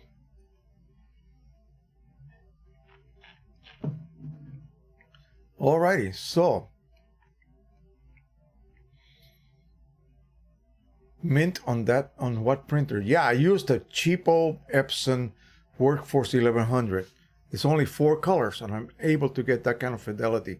I'm trying to change my R3000 to a complete sublimation printer. I'll be able to use Epson K3 system, but sublimation inks. In other words, 2 grays, light magenta, light cyan, regular magenta, regular cyan, yellow, black, black, 2 blacks, because basically all sublimation black is the same. So again, 9 color printer for sublimation. Give me a break. It's going to be fantastic. So that'll be my next big project that I'll be working on when I get a chance. When I get a chance. That's the hard part.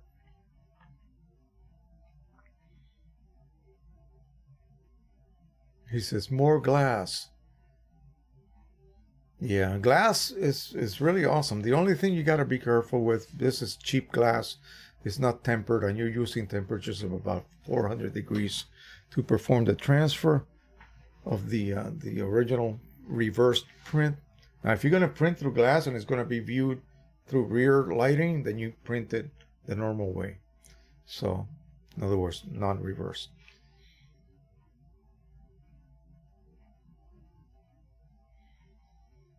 Drone Dog says, I am 49% Native American, the rest Spain and Portugal. Yeah, did you see how many countries my ancestors come from? It's mind-boggling. I don't even know what I am. I guess I'm mostly Spanish.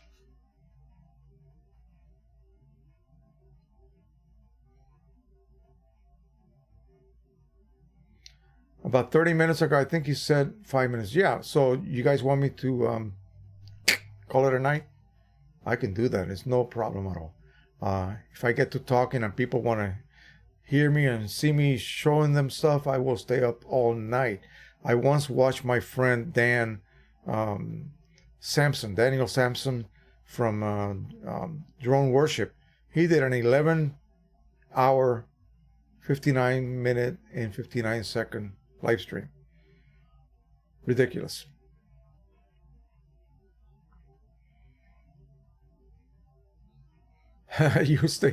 We'll stay here till the bitter end, mate. Okay.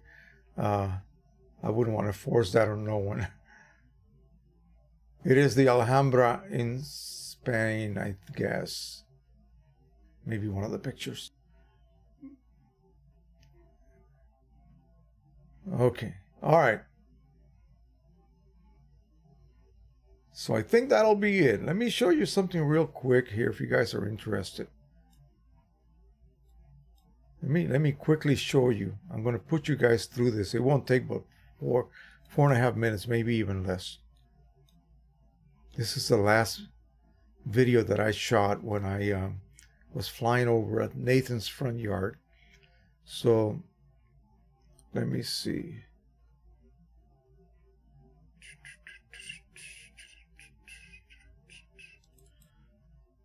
This might be it right here. No, that's not it. Hang on a second. It's really nice. It came out quite nice.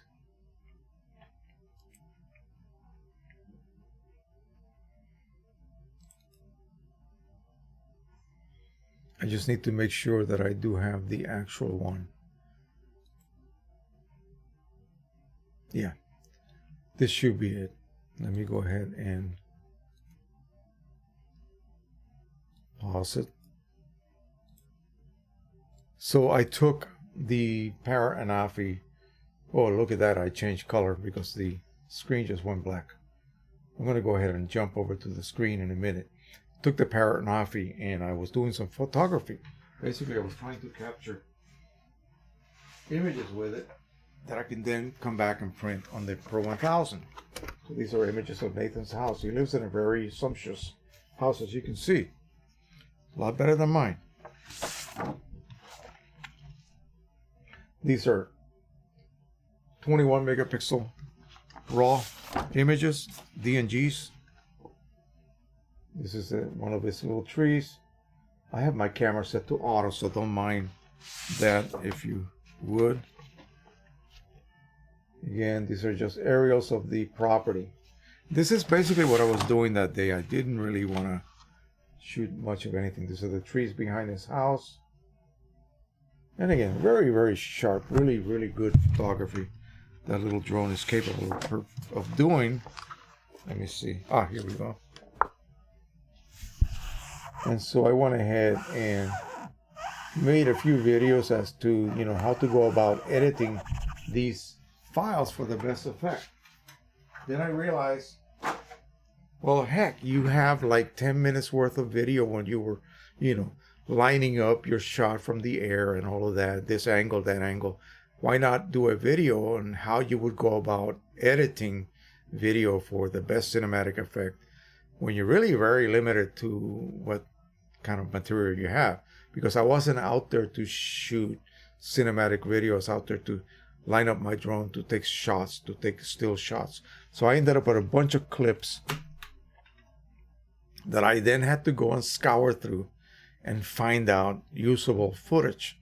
So this is what I ended up with. And I did a video where I took everybody through the very painful steps of how to achieve this. So here we go.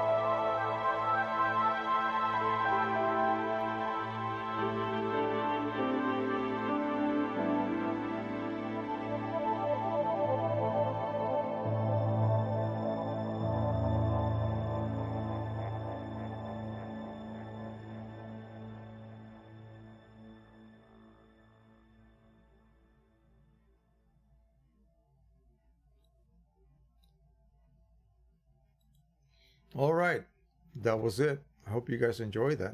I shot that, like I said, I wasn't intending on producing video that day. It's just that while I was not using the camera function of the drone, it reverts back to video. So as I was flying and positioning, looking for shots, I did manage to capture a bit of usable video. And again, I threw out about 8 minutes worth of footage that was totally useless.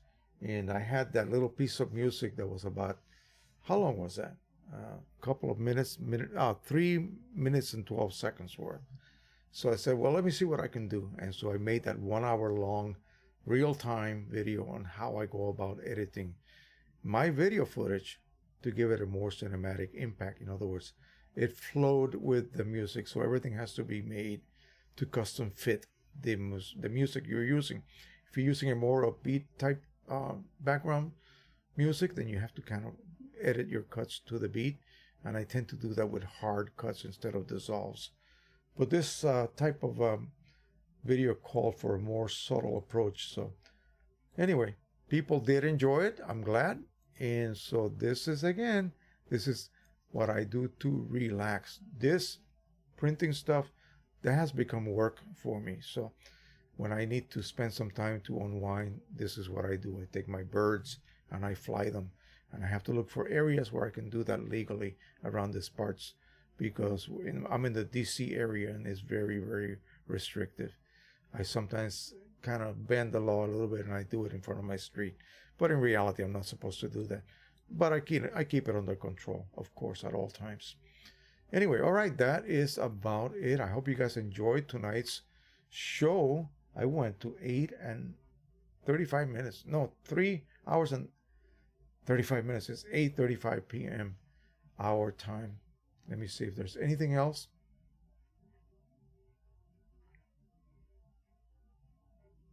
Everybody's talking about sharing Instagram. I don't do any of that stuff. I tell you what,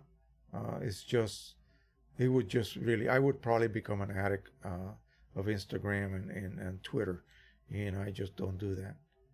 I have a hard enough time keeping up with Facebook. Okay. Wow. You are in Dortmund, Germany, 2:35 a.m. You need to go to bed, Tango. Wow. Okay. Well, I appreciate that. Again, thanks for hanging out. I will prepare that last video that I was telling you guys about. It'll be up either tomorrow or the following day. And I got a few others that I have in mind of creating. And then once I decide to finally go and upgrade the driver on the Pro 1000, I will go ahead and create a series of videos about how I would go about feeding paper and keeping everything straight.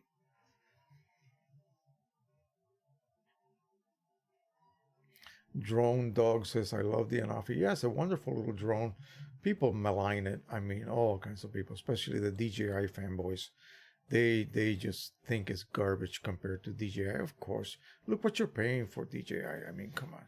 The new Mini Mavic Mini is out and seems to be capable. I mean, you know, if somebody gave me one, I would definitely take it. But I don't think I'll go out and buy one. At least not yet. Wait until maybe they do an upgraded version of it. And the Skydio, oh good Lord, that thing is incredible. Incredible. It uses the same anti-collision software and some of the components, except miniaturized, than that self-driving automobiles use. Okay. You can attempt to crash it, but it will refuse to crash. Isn't that something? It is made basically for the sports type oriented folks who like to go bike riding and mountain riding and skiing and all of these things where they require a drone to just follow them, and it locks onto you and follows you like it's got a mind of its own, which I think it does. Skydio R2, check it out. It'll set you back about $1,200 if you buy it with a controller. But anyway, that is amazing, and it's built in the USA by a bunch of MIT type folks. Yeah, they're in cahoots with the Parrot company, by the way. Alrighty. Drone Dog says, super smooth edit. Thank you, man. Thank you. It took me a while. Took me a while to do that. Like I said, I did that video, and the video ended up being edited at just over 1 hour long. And I actually spent about probably an hour and a half just fine tuning everything.